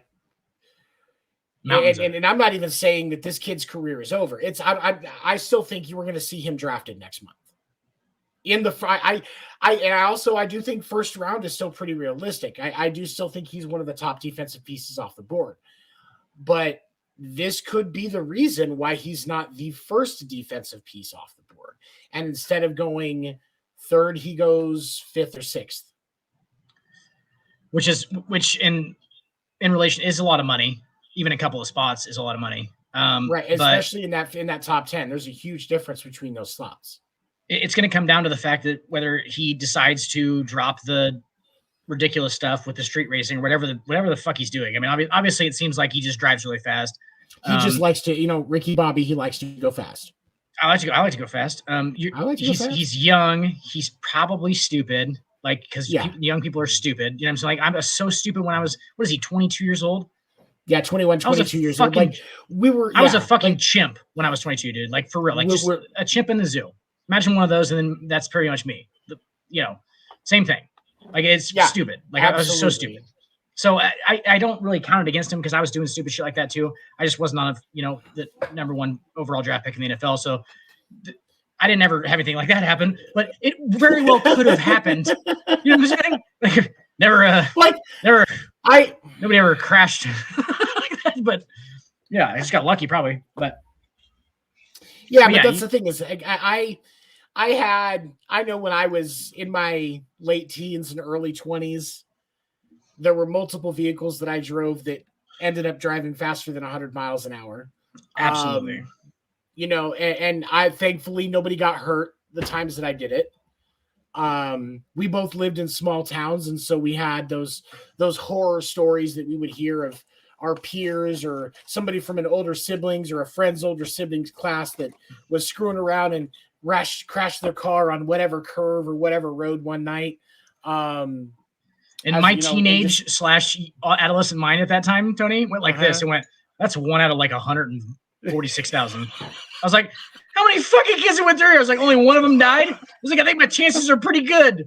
Like, that's what every single time, dude. Every time I'd be like, nah, I'm fucking good. It's because at that age, you're untouchable. You're the truth of your mortality and the consequences of your actions, because at that age, individuals don't have anywhere near the comprehension of empathy and consequences that we grasp as adults in our 30s. Gradually in your 30s. Gradually in your 30s, right? We're getting. They don't give a shit. They give zero fucks. Yeah. But the thing of it is this kid has got a bright future. And, would it be great to see him fall low enough in the draft pool that the Chiefs can get him? Fuck yeah. I would love to see him continuing to be read. And you let Frank Clark go so you don't have to pay him, or Chris Jones, whichever one it is. Jones. You're thinking Chris Jones. You're thinking Chris Jones go. You're gonna have to pay Chris Jones a big old chunk of money. And I don't think that he's irreplaceable. And that, like, Chris Jones is a fucking really, really good D tackle. He's a lot of system. He's a lot of been there, and he knows that whole thing. And, like, I don't think he's a great free agent signing outside of Kansas City, but they're still going to have to pay him like he is, unfortunately. And because of his experience and the number of rings he has on his hand now. But if Kansas City could somehow magically grab him in the draft, that's a huge piece. He ain't dropping to fucking 32. No, there's no way in hell, but I can fucking dream. Maybe you should plant some stories about Jalen Carter on the. We'll start doing some like Jalen Carter kills bunnies. Apparently,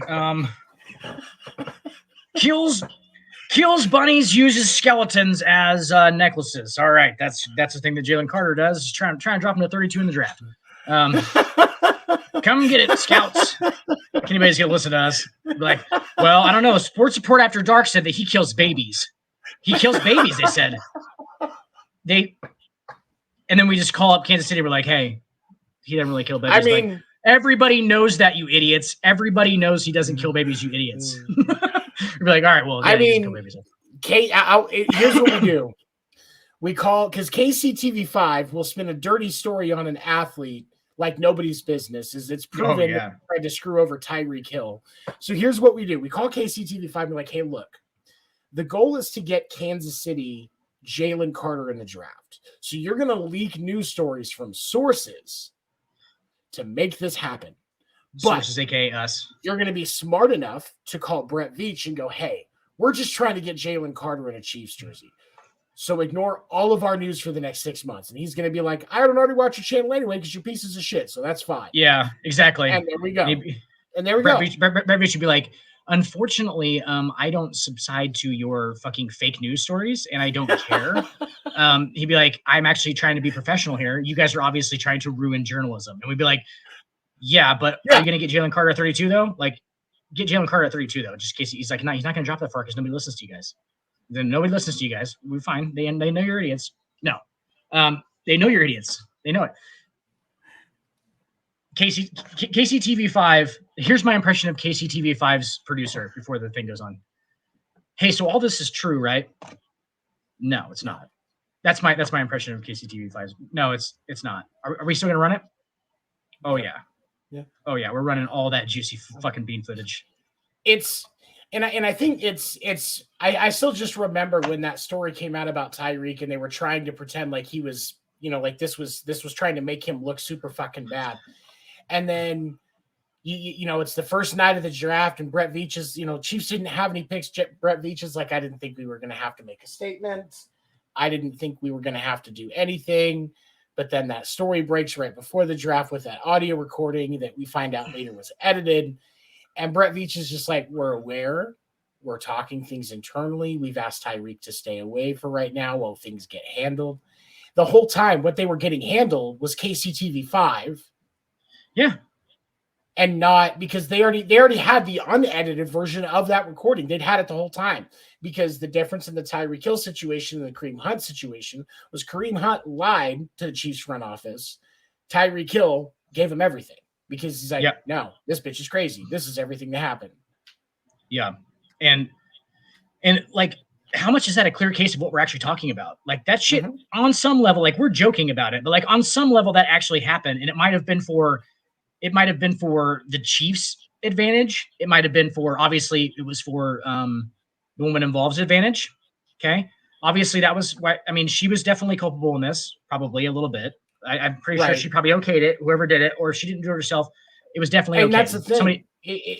And that's what baffles me about that because, and I think that it all came from within KCTV5 where it was edited because And the reason why I said, because if they had just run it and didn't realize that it was edited, I don't think they would have lost the contract that they had with the Chiefs at the time. For those of you that are outside of Kansas City, that network that ran that altered recording, they used to have a contract and used to run a whole bunch of content for the Chiefs. They had exclusivity rights for a lot of Chiefs content and off the field stuff, and they lost all of it. All of it. Big Chiefs proponent. Big Chiefs proponent. Right? Proponent. Yeah. But you know what? You play stupid games, you win stupid prizes. Jalen Carter, though, he's going to be all right. Those are 2 misdemeanors. Right. Yeah, 2 misdemeanors, fine, maybe some probation, maybe some community service. It's the court of public opinion that he probably needs to be worried about at this point. And honestly, so it's and I think it's very similar because to what we were talking about with Ja Morant. Like if Jalen Carter, because we do have another issue with speeding, like obviously the kid has a lead foot. We can just say, the kid has a lead foot. We can pretty much assume that based on this information. Is he going to take his foot out of it, get his head out of his ass, and realize that there's a lot much more at stake now than there was when he was a fucking college kid?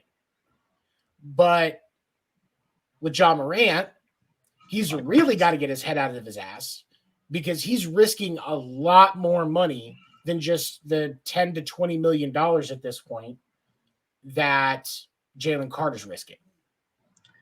Think about it too, like with Ja, he played 4 years in college, okay?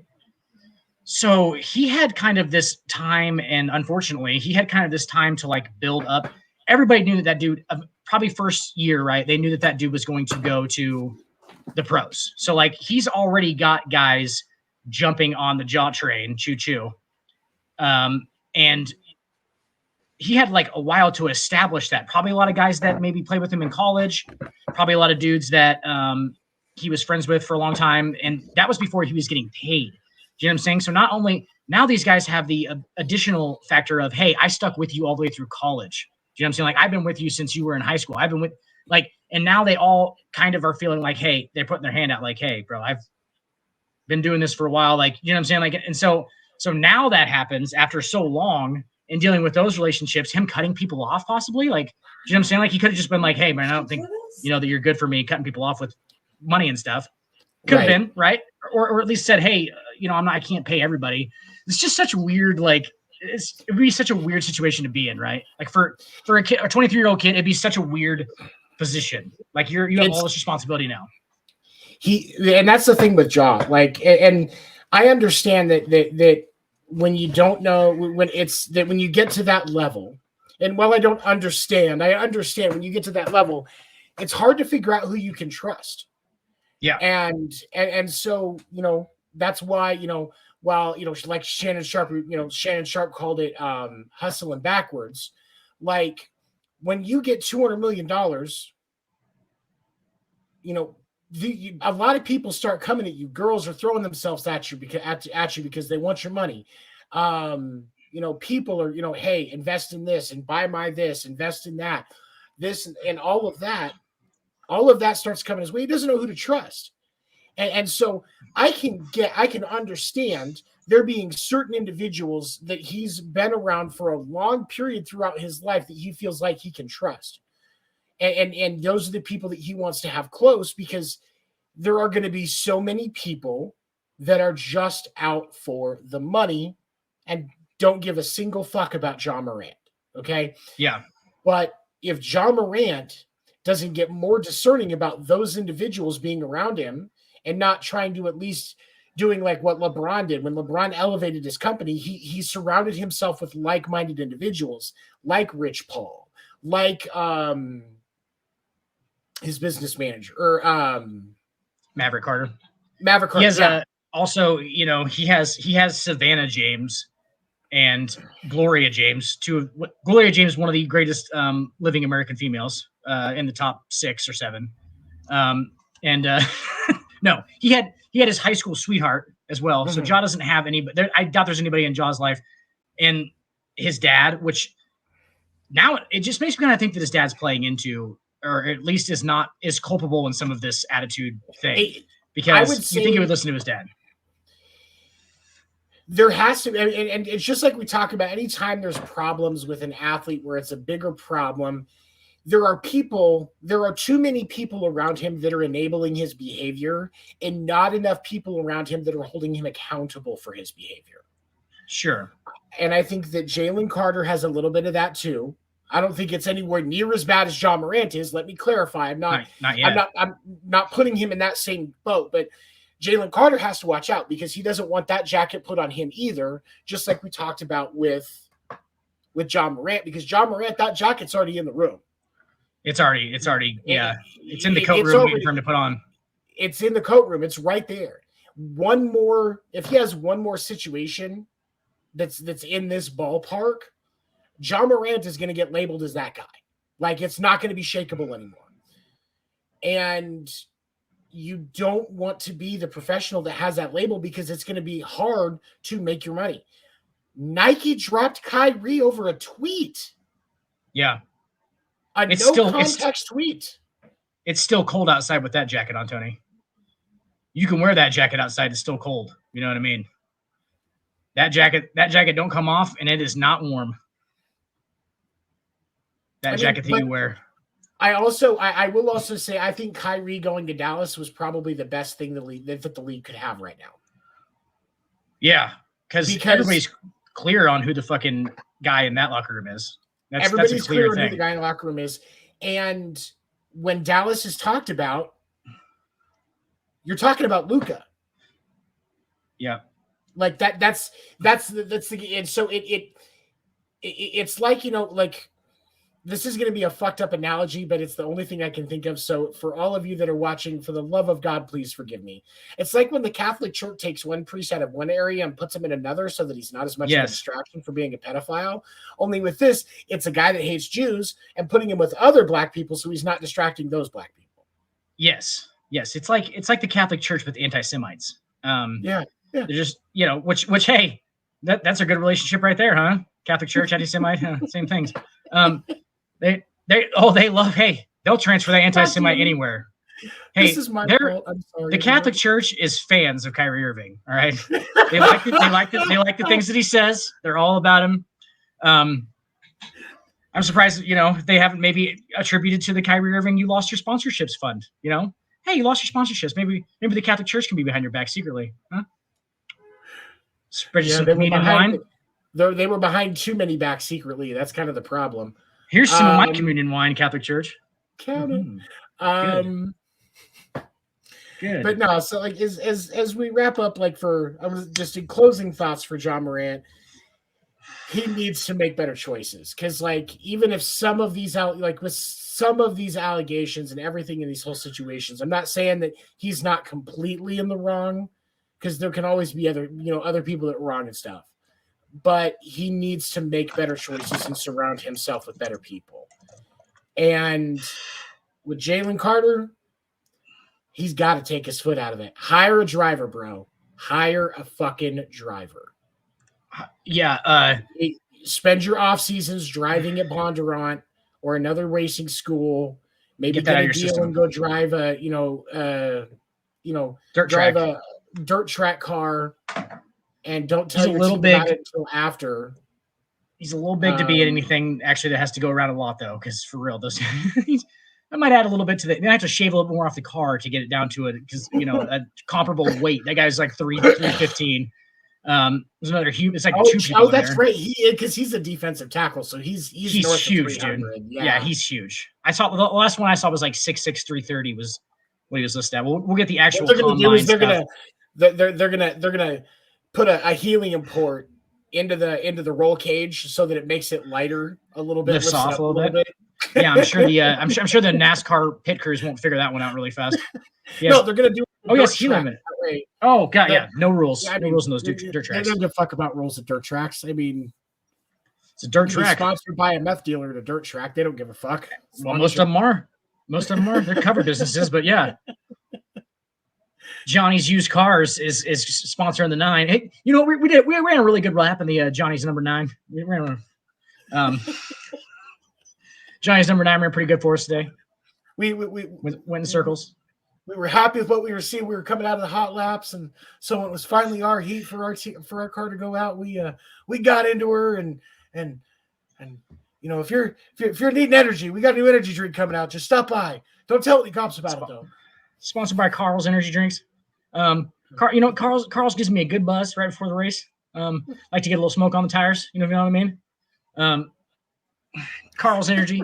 That's Carl's Energy. Baton Rouge. The Carl's Energy number 12 was just running his ass off today. I'll tell you what.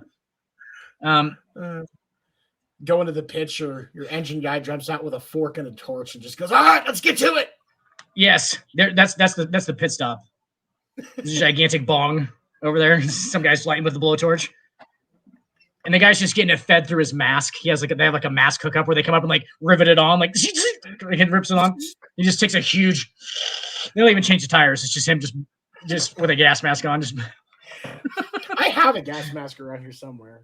Gas mask that you with the. Oh, do you really? Yeah, I used to have one of those. They had a little seam roll at the end of it, like curved up at the end, and you had a little. Oh, it's great. I was like, you get so high because it gets in your eyes. but in my defense, I've paid $20 for dumber things. I'm just absolutely. Why would you not own a gas mask bong just for novelty at this point?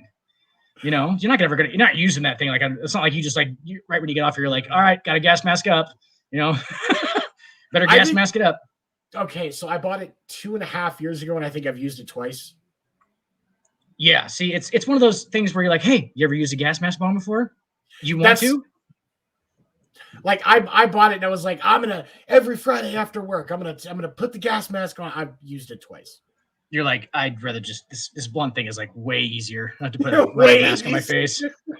I got a rubber mask on my face and shit. Like, god damn, this seems like a lot of work. I get higher when I smoke a blunt anyway. And that's the thing is, all those other things, like, they're so fun. Like, but it's just like it's so much easier. Just smoke a blunt or eat an edible. Like, it's like, because that's what I want. I want to be so high and smell like a dildo. That's what I want to fucking be like. Making edibles is like food prepping for stoners. You just get all of the smoking part done and you just eat it and get the high like an hour later. Yes. Like, but it's great. It's great. Tell me the truth though. You smoke when you take an edible too, don't you? Like you be like. It depends. Like you want the secondary. If I'm eating an edible to get through my workday, no, I don't, because I don't want to be too high. I'm an insurance agent. I can't be high and write contracts. Like, I just can't. But if it's something where I'm not working and it's not a big deal, like, I'll take the edible, I'll smoke a bowl while I'm waiting for it to kick in. Wait until I'm like an hour in, go back out, smoke another one just to get that peak that I can't really get anymore because of my tolerance is too high. I need to take another tolerance break. It's like putting the nitrous in the drag car, you know. That nitrous just gets you just over the top. Yeah. Just when you need that little bit extra, that nitrous there. Yeah, that's like that time. I take a tolerance break. It's been about a year, so it's about time. What is just going like with none? Yeah, just like just tolerance breaks, because there's a lot of OGs that used to say you should every year take like 6 weeks and just don't, so that you don't get too like, yeah. I mean, and that's a lot of times what I'll do is I'll take a week off here and there. Like, if I get sick, I don't smoke, so I'll end up having like a 3 or 4 day break there automatically. But like tolerance breaks, like anybody that's like a regular cannabis user, because there's a thing called it's I can't remember what the exact name of it, but it's basically like a THC poisoning. And it's where there's too much THC in your blood. And people like, because like, you know, a lot of times with cannabis users, like one of the big things is like it helps with nausea. Well, with THC poisoning, you start to get nauseous. You smoke more and you start throwing up a bunch. Right. Or, you know, and it just becomes like a chronic thing where you're chronically throwing up multiple times a day. It's because there's too much THC. Like, this is like, yeah, you can't overdose and like die, but you can still, there are some people that can, like, there are people that will still get it. And it's most commonly showing up in emergency rooms with individuals that are eating edibles too much. For you people that do dabs, doing too much dabs, like you see those videos that float on TikTok with those idiots that will do like a 2 gram dab. those are the idiot. Like it's more often than not, it's those people that get it. But the way to make sure you don't is to just go through a dry cycle. Take a week off here and there, do a 6 weeks break at some point during the year where you just, because 6 weeks is for most people about what it takes to reset your tolerance. That's actually the most. Yeah, that's like the perfect amount of time. Like that's definitely getting it all out of your system because that shit's fat soluble, so it's going to stay in there. If you're a bigger individual, then it's definitely going to stay there for a little bit longer, right? Well, but the problem is that people that are just regular habitual cannabis smokers, a lot of times people like, and I've never had this problem, but I think it's more because like I really don't smoke a lot anyway. Like I bought an ounce 3 weeks ago, and I still have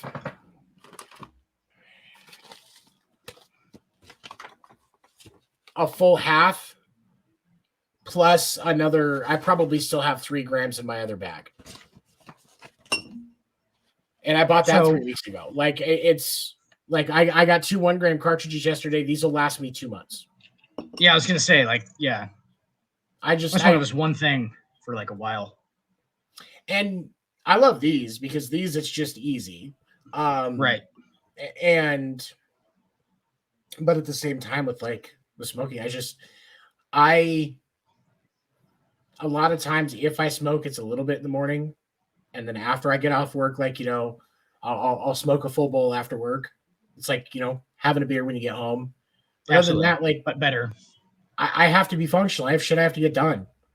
Right. I can't be super stoned while I'm working because I write insurance contracts all day. I'm insuring $1 million houses. I can't be high and do that. I will fuck up. No, you get a little mixed up. The Daniel Tosh joke where he's like, people always ask you if I want to smoke weed after the shows. He's like, no, because I'm not 14 and I got shit to do. Exactly. Because I have 14, I got shit to do. Like, yeah, 14, I have shit just getting stupid high. Like, yeah, not a great idea. I mean, with that, on that same note, I'm actually in the market for a sauna. I want to get. They make thermo saunas now, like the thermo. Yeah, we've been because we're looking because like I know I told you we're moving back to Midwest. I've actually been looking around Topeka so that I can be a little bit closer to everything because like I want to be able to still go to KC and do shows and go to St. Joe and do shows, but still hit Wichita and the Looney Bin circuit down in Oklahoma City and Little Rock. But Topeka's just an easier location for me. And so like I found a house in Topeka. It was like $130,000, but it sits on 2.5 acres. And so it's a 100-year-old house, which I kind of wanted something a little newer, but it's updated and it looks like it's in pretty good shape. But with the fact that it sits on like 2.5 acres, I can build a studio and build a sauna and have the space that I want. Absolutely. And I would love to have a sauna because that would be amazing. Yeah. We're actually knocking out my schwitz. Right. Yeah, I mean, it would be, they're easy apparently now. Like it's literally just like, okay, so the classic ones would just have the fucking stones in them, right? So you got like the stones in the corner and like literally just runs water over top of these really hot stones. It just heats the stones up and runs the water over top of them. That's how you make a sauna, right? And you enclose it. Right. These new ones have like literally, so it's like a humidifier. Like there's like a big ass humidifier in it. And then all they do is thermal heat. So like you just like, they're not hot to the touch, but they're like the red bars that go all the way around it. And they're just covered up in like some kind of plastic or something, right? And it just heats it to whatever temperature you want. So it'll make it 103 in there or whatever. And then it's like a tanning bed that you can move around in. Yes, without UV bulbs. So you're not like getting it, like you're getting a tan. You're getting like the same heat that comes off of the tanning bulbs, basically the same heat or more. But yeah, and they're like, just, you can touch them. You can lean up against them because they're like all around you and stuff. But yeah, it can make it in a small space. It can make it really quick. It can make it 103 degrees. And then you just have a humidifier and they're just pumping fucking water, like salt water basically through the fucking thing. And that's basically the same thing that it does. I would do the old school way though, but just because the hot stones, like because with Amber doing massage, I'm used to handling hot stones, like in like hot stone massages. Have you ever had a hot stone massage? I have not. I've heard of them. One of the most amazing things. Cause like you've seen how fucking I can imagine calves are. Like getting those hot stones into those deeper muscles that I don't even normally get to work myself. Like hot stone massage, man. If you ever get the chance, you actually go get a legit massage and a hot stone is an option. it's worth the money as long as they know what they're doing, because it is amazing. It's so fucking amazing. I wanted to get one just for the novelty of it. You know what I'm saying? Like, just like, yeah, that sounds fucking awesome. Like, it just sounds like it's really good. I figure it would be pretty good. So now I've never actually heard anybody who's had one, but now I know. It's because like they always portray it where like they set the stones on it and let that release the muscles. That happens very little, but really they don't do that because because if you do that, they heat the stones up, like, that'll fucking burn you.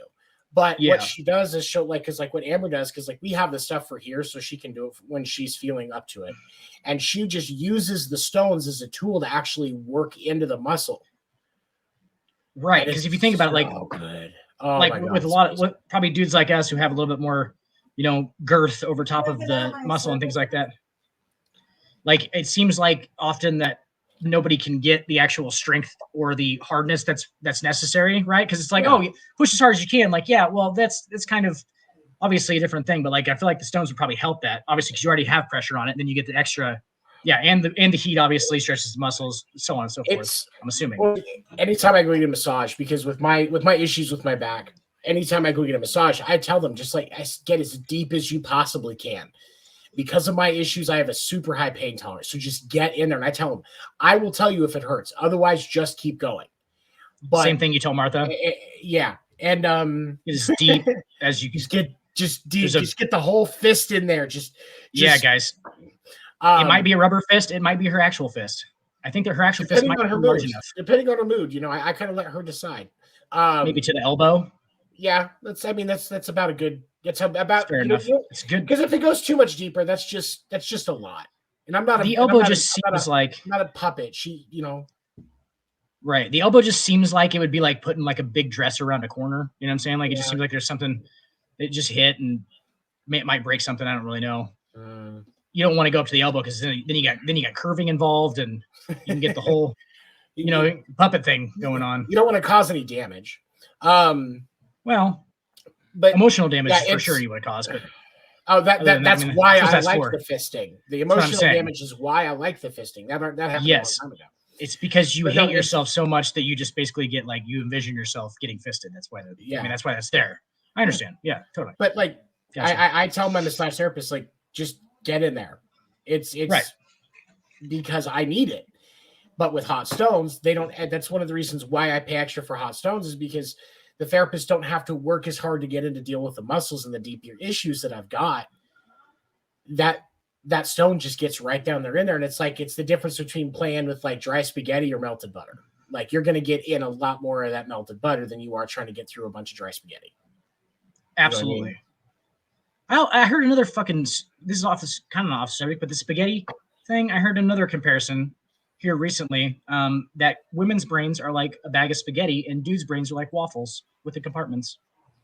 And I was like, that's an interesting theory, kind of, isn't it? Because we can seem to compartmentalize things, and then women's brains, they take everything into account. So everything's just kind of in one area.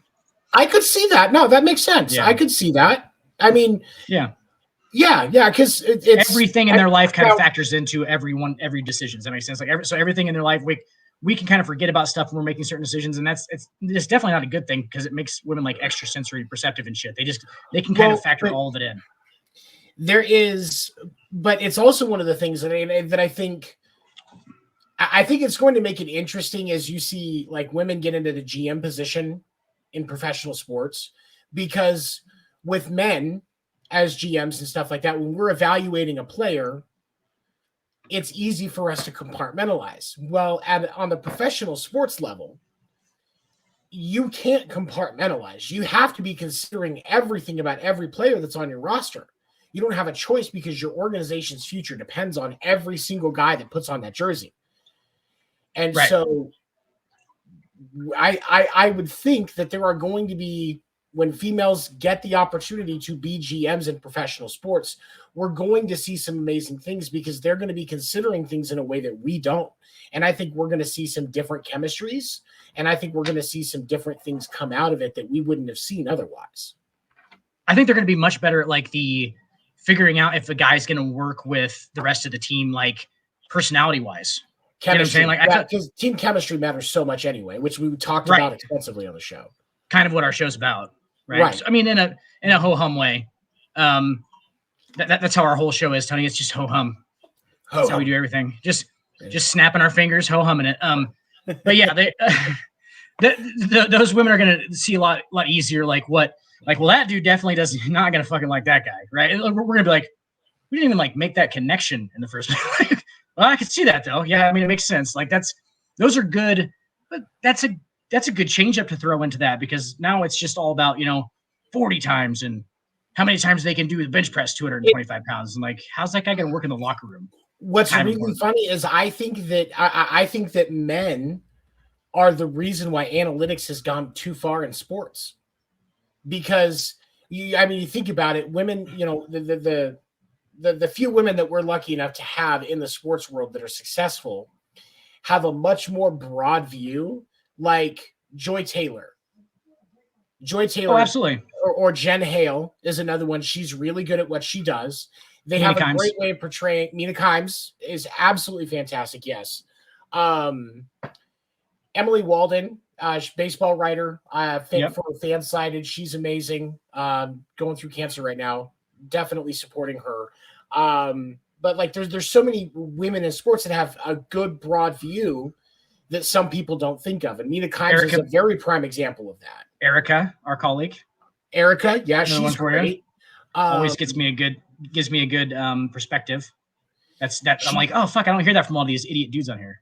She does. She has a great perspective. And it always frustrates me when I hear about organizations holding women back when it comes to these type of things, because as we've encountered, the women that we do stuff with, to get involved with when it comes to sports stuff, they know their shit and they actually have really good points of view. They may get talking shit a little easier, but they know more.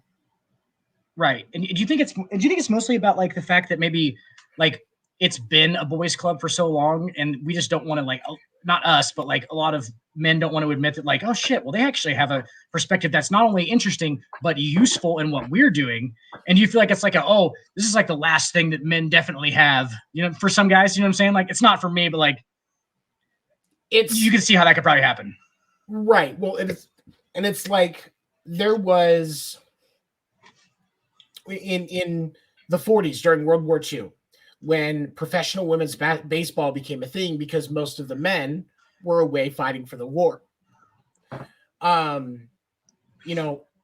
are so many that had written off their abilities, when in reality, these women were amazingly talented individuals, especially considering the circumstances that they had to work in and how horrible that organization was run at the beginning. And so, as we're looking now at the fact that there are women within reach of playing professional baseball, there are women managing there is Arizona hired the manager for their high A team is a woman.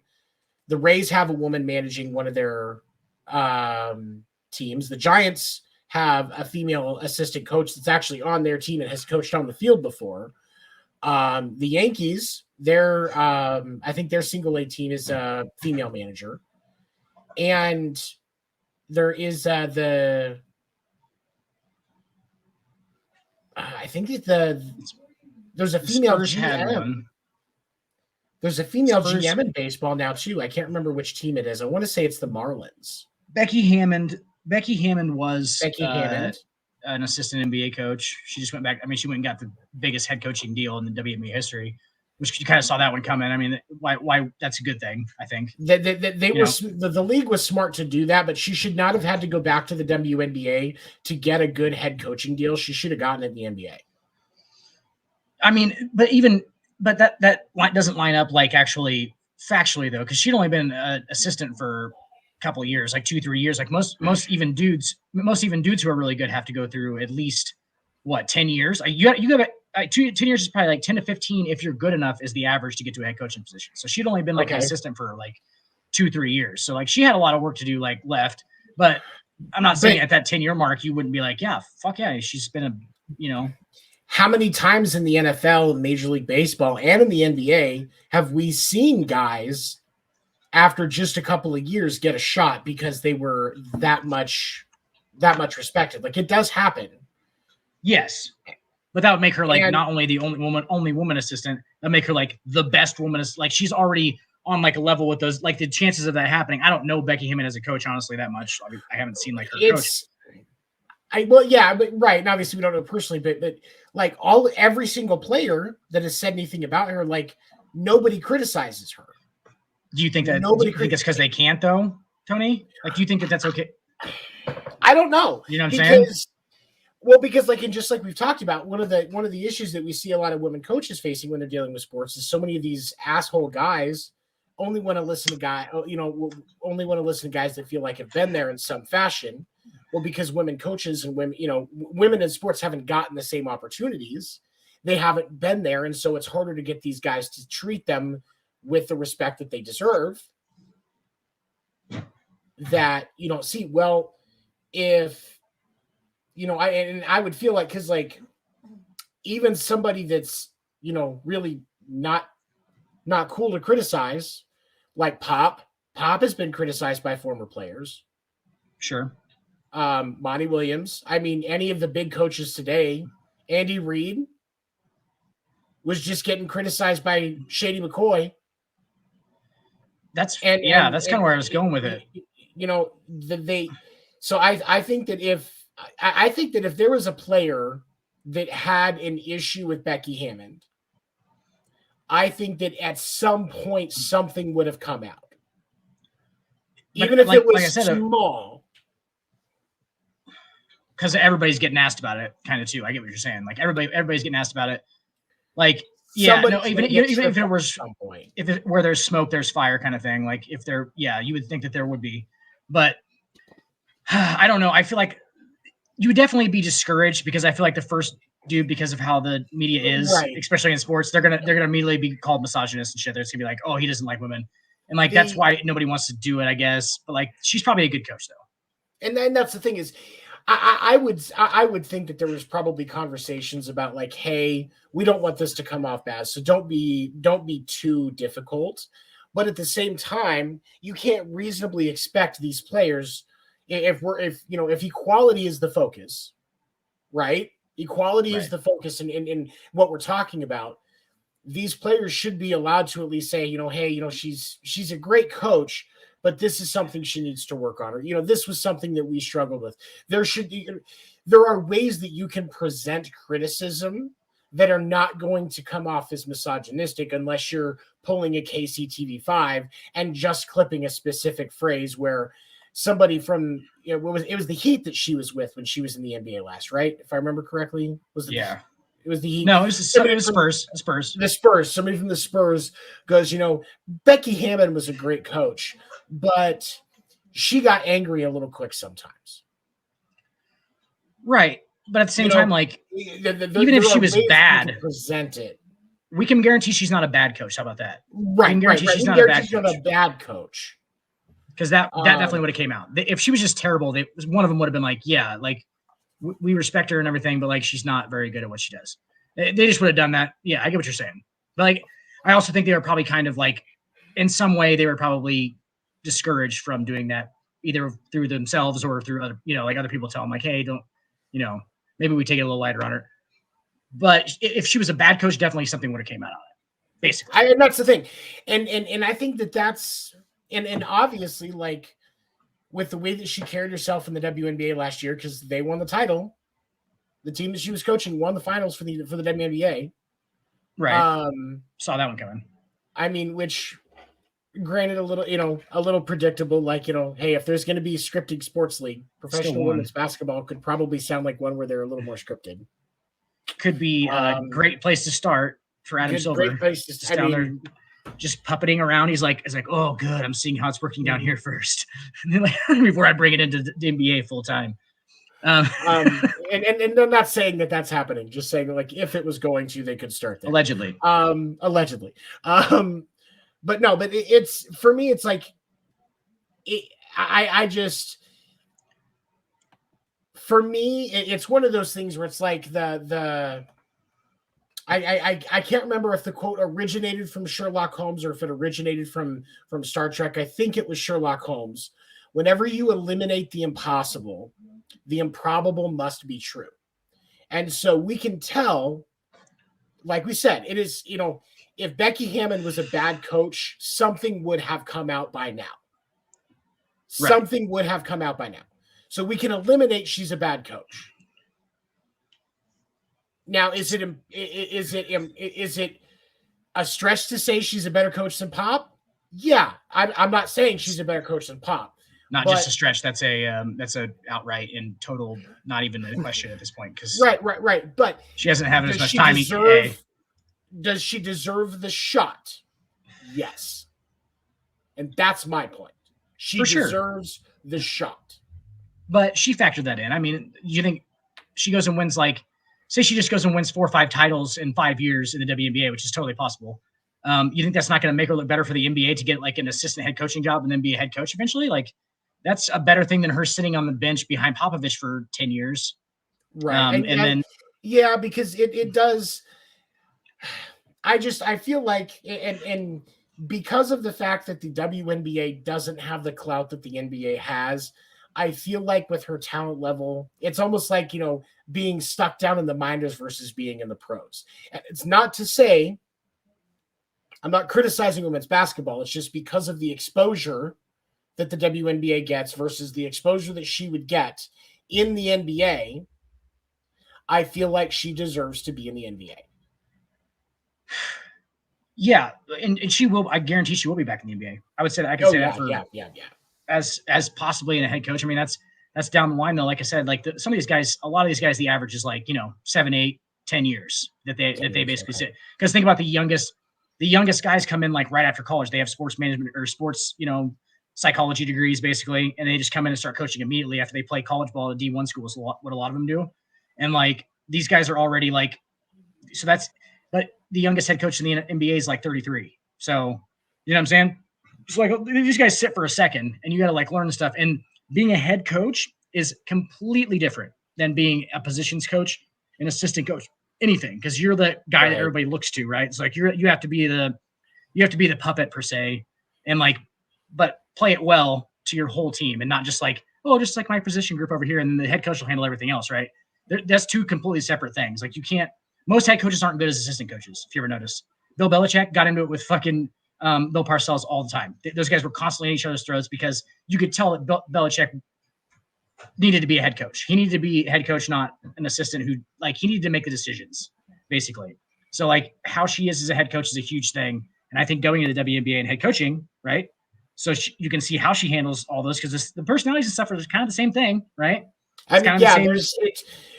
We've talked about this. There are, especially for that part of it, there are a lot of similarities between the two. Now, obviously, in game, there are some differences because you don't have 5 players over 6'6" that are dunking on a WNBA court. You might have 1. Well, in the level of speed is a huge thing. It's a much quicker game when you're in the NBA. Yeah, the level of speed and the level of athleticism just in general is obviously. So, like, if you enjoy watching women's basketball, definitely watch the WNBA. Like, I've watched WNBA games. I quite enjoy them. Are they as fun as if they're in the finals or if it's an important WNBA game? It's funner to me than watching a regular season NBA game. Do you know what I'm saying? Like, but like at the same time, no, I'm pretty much always going to pick the NBA because it is just obviously a more exciting game. It's just not really, there's nothing else you can really say about it. That's why more people watch it and it gets more exposure.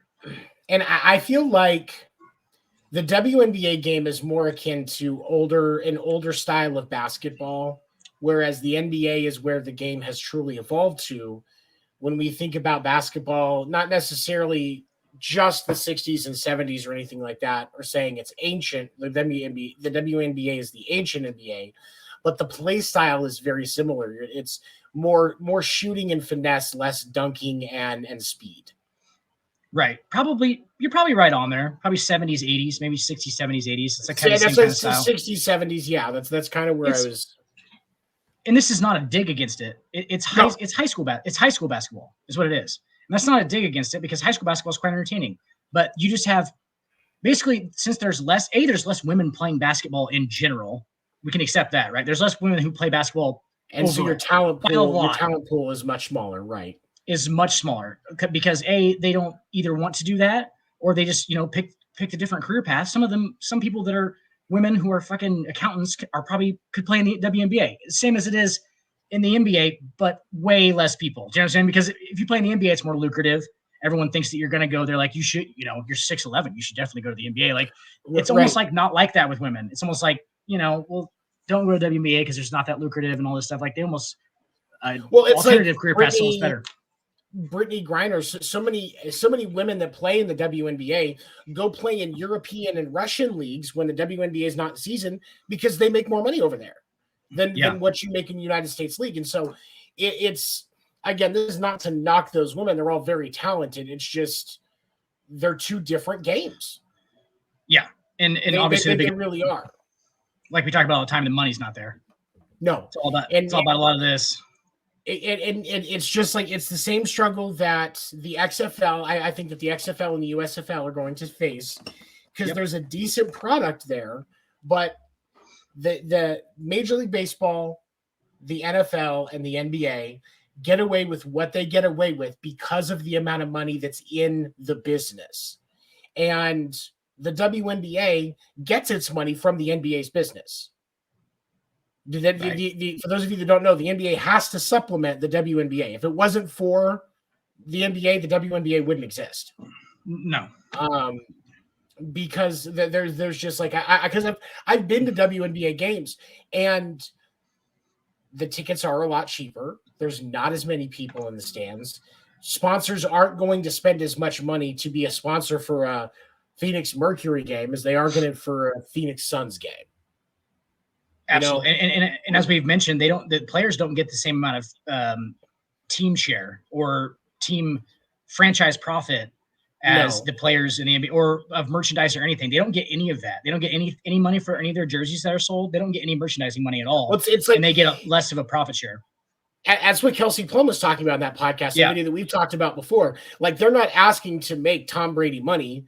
They're just saying Tom Brady gets a percentage of his jersey sales. Why don't I get a percentage of my jersey sales? So strange. I fucking agree with that point. Yeah, that point, so strange. But it's like I want to know. I want to know who. Sorry, you cut out there. You froze up. You were doing one face for a second, or was that just you freezing in a face? No, you're good. You're good now. Can you imagine like what are those places that are selling the WNBA jerseys doing then? Because that seems like I could just go print a fucking Brittany Griner jersey and like sew some numbers onto it, and I could make, without being legally in trouble, could make all of the profit off of said Brittany Griner jersey without having to pay her anything. That's kind of what that sounds like, right? And that sounds like that's what they're doing. I would have to pay the WNBA and not Brittany Griner. Right. That's weird. And it's like, for me, it's like, I would much rather, as much as we all would rather have the real deal when it comes to memorabilia, I would much rather buy a knockoff WNBA jersey because I know that they're not going to the player isn't going to get paid off of it. So why am I going to be any devoted to it? Because like, I know that if I buy an Isaac Pacheco jersey from the Kansas City Chiefs, I go onto their website, buy a Pacheco jersey. I'm thinking about it. If I go buy an Isaac Pacheco jersey, I know that some of that actually goes to Isaac. He gets paid for that. If I buy you one for your birthday, I know that Isaac's getting paid for that. And that that makes me happy. I want to support his career. But do you know what's so awesome? What? Go ahead. I was just going to say what's so awesome about the Pacheco. Yeah, we're getting a delay. So awesome about the Pacheco jersey is that it's number 10. So anybody sees the white number, I want the white one and like that white clean number 10 with the right? Because everybody sees the 10. Everybody, I have a women's version of the Kelsey one like that. It's a white for her, and it's awesome. It's so pretty, and I'm just like, oh my gosh, I love the white, and it's so clean. But anyway, the 10 immediately everyone's gonna think it's Tyreek Hill jersey. That's the best part. Everyone thinks it's Tyreek Hill jersey, and you're actually kind of just like, we're actually going to be silently claiming that we think Pacheco is more valuable in some weird way because we both believe that, I think, in a deep down way. Well, I mean, he is now. Tyreek Hill's playing for another team, so he's not very valuable at all. Okay, so and what did the Chiefs do? Did they do pretty well this year without Tyreek Hill? That was that, and I think that was probably, as a fan, that was probably one of my favorite pieces is because every game, the Chiefs are doing, the Chiefs don't have Tyreek Hill anymore. Matt mentioned every fucking game. Every time, couple times. They fucking mentioned it in the Super Bowl. Mm-hmm. Yeah. How'd that work out for him? Yeah. Or did a guy towards the end of the year get 10 to 15 carries a game and 2 or 3 catches, and every time that he ran the ball, there was nobody who was trying to make that fucking business decision. That dude was running out of his goddamn gourd. Like, he was just so pumped up every time he got the ball that everyone was like, whoa, like, I don't really want to get in front of that. Or do you? And like, no. But think about this. Think about how effective, because Andy Reid is essentially, and we'll wrap up with this because we're at 2.5 hours. So the running back by committee and the wide receiver by committee. There are so many that are critical of Andy Reid doing that, but at the same time, I think it's absolutely fucking brilliant because, like, even with running back by committee, Clyde Edwards-Helaire still got hurt. He still was out for a while because of an injury. Even though you had wide receiver by committee, Kansas City had 3 wide receivers go out because of injuries in the fucking Super Bowl? I mean, think about how much more flexible and malleable that makes your offense if you can just plug anybody into it. Because if you're an NFL talent and you can basically, Andy Reid says, hey, I don't need one of these guys to be like that great. I don't need one of these guys to be absolutely transcendent. He can just play with, I can rotate anybody in these positions. You can just put, this guy needs to be kind of this, right? But other than that, right, it's all, it makes him so much more flexible because when you do have injuries, it's not like, hey, we're like with Mike Tice and Randy Moss. Mike Tice in the early 2000s, they had this thing called the Randy rule, where they would throw to Randy Moss at least 12 times a game. It was a 12-time rule. They had to throw to Randy Moss. That limits the rest of your offense because you're having to squeeze these things in that might not necessarily fit at the given time, but you have to do it because you're playing analytics. Like, hey, when we throw it up to him, this usually works. What they don't factor in is that when you're doing that and you tell people that you're doing that, they then key in on that and it makes everything else harder. So you're actually just handicapping yourself by giving anybody, like, hey, we're going to throw to Randy Moss 12 times. That kind of gives you away a little bit. Right. And that's the thing is, like, when I found out that we were losing Tyreek, I was unhappy with it, but at the same time, I understood the potential that it brought because it changes the attention. And even with the fact that with Tyreek gone, Travis Kelce's your number one, he still had a 1,000-yard season. He still is now second in the NFL in playoff touchdowns. These things still happened despite the loss of Tyreek Hill. So we said it, Tony. Like, we said it, like, when we were like, hey, whenever they can make the roster so that Patrick Mahomes just doesn't have a favorite receiver other than obviously Kelce, but Kelce's a different kind of thing because they have a little mind connection. They can kind of just do it one-on-one if they're going to have one play. That's such a huge weapon to have. They're closers in that respect. But like, right, once he just like can go through his reads and go 1, 2, 3, 4 and just get the ball out of his hand, they're going to be way better. And his biggest criticism was because he was locking in on Tyreek Hill and waiting for these long routes to develop, in which a lot of the times they were just double teaming Tyreek Hill, right? And they know it's coming. And then so you got Patrick Mahomes scrambling around back there, my adopted son, scrambled around back there like he's, and then trying to throw like while he's lateral and stuff to the ground and just ridiculous shit, trying to make him do too much. And then lo and behold, they get rid of Tyreek Hill. He goes through his first 4 reads and then they win the Super Bowl. And he has one of the most efficient seasons in NFL history. Not saying we called that, but I mean, it's not like it was like a secret. I don't think, anyway. I think anybody who watches the game was probably like, yeah, he might be a little bit better. Like, just because he's that guy. And he doesn't need that guy. Don't make him lock in on people. That ain't his game. It's not his game. Like, don't make him fucking lock in on people. He just needs to play. Give him play and go, here's 4 wide receivers and a fucking tight end. Bam, go play. And that's how you needed to do it with him. Not like, oh, hey, Tyreek Hill, we're going to try to hit him 12 times a game. No, that's not how it should be played. And that's not how it's played now. And Andy Reid understands that. Probably why Andy Reid was probably like, yeah, we could probably spare Tyreek. Like, I feel like he's actually a problem now. And in that offense, he was a problem a little bit. But then he goes, because obviously you're going to be sad as a Chiefs fan that he's gone. But because obviously, did you see the fucking highlights? Like, the guy is the guy is an absolute freak of nature. Like, it doesn't even look like he's Bo Jackson on Tecmo Bowl. Just ridiculous. Yeah. Except for he runs out of bounds. He runs out of bounds instead of like backward. Same thing though. He's just faster than everybody else on the field. And you're like, he can get out of a three dudes be bearing down on him, and it's like a little. You're like, whoa, it's like trying to catch a squirrel, kind of. You ever try to go catch a squirrel, Tony? Probably a lot. You probably do a couple times a week. But like, I have tried to catch a squirrel before. Not easy. Little fuckers are quick. Those little Tyreek Hills. I just trap them. You got to catch a squirrel. You just trap it. Don't chase it. I just wait. I just put a corn cob inside of a trap. Let it fucking fall down on it. Smarter. But like on the 4 legs thing, not our best option to go with to catch the squirrel. No. Yeah. All right. We're gonna wrap up. For those of you that have been watching the whole time, thank you. We appreciate and support you. Sure. We will see you next time. May not be an episode next week, but if there's not, following week. You goddamn champions watching the whole time, just hanging in there.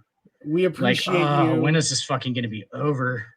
For the love of God, shut it down. Have a good night, everybody. Shut it down. Good God.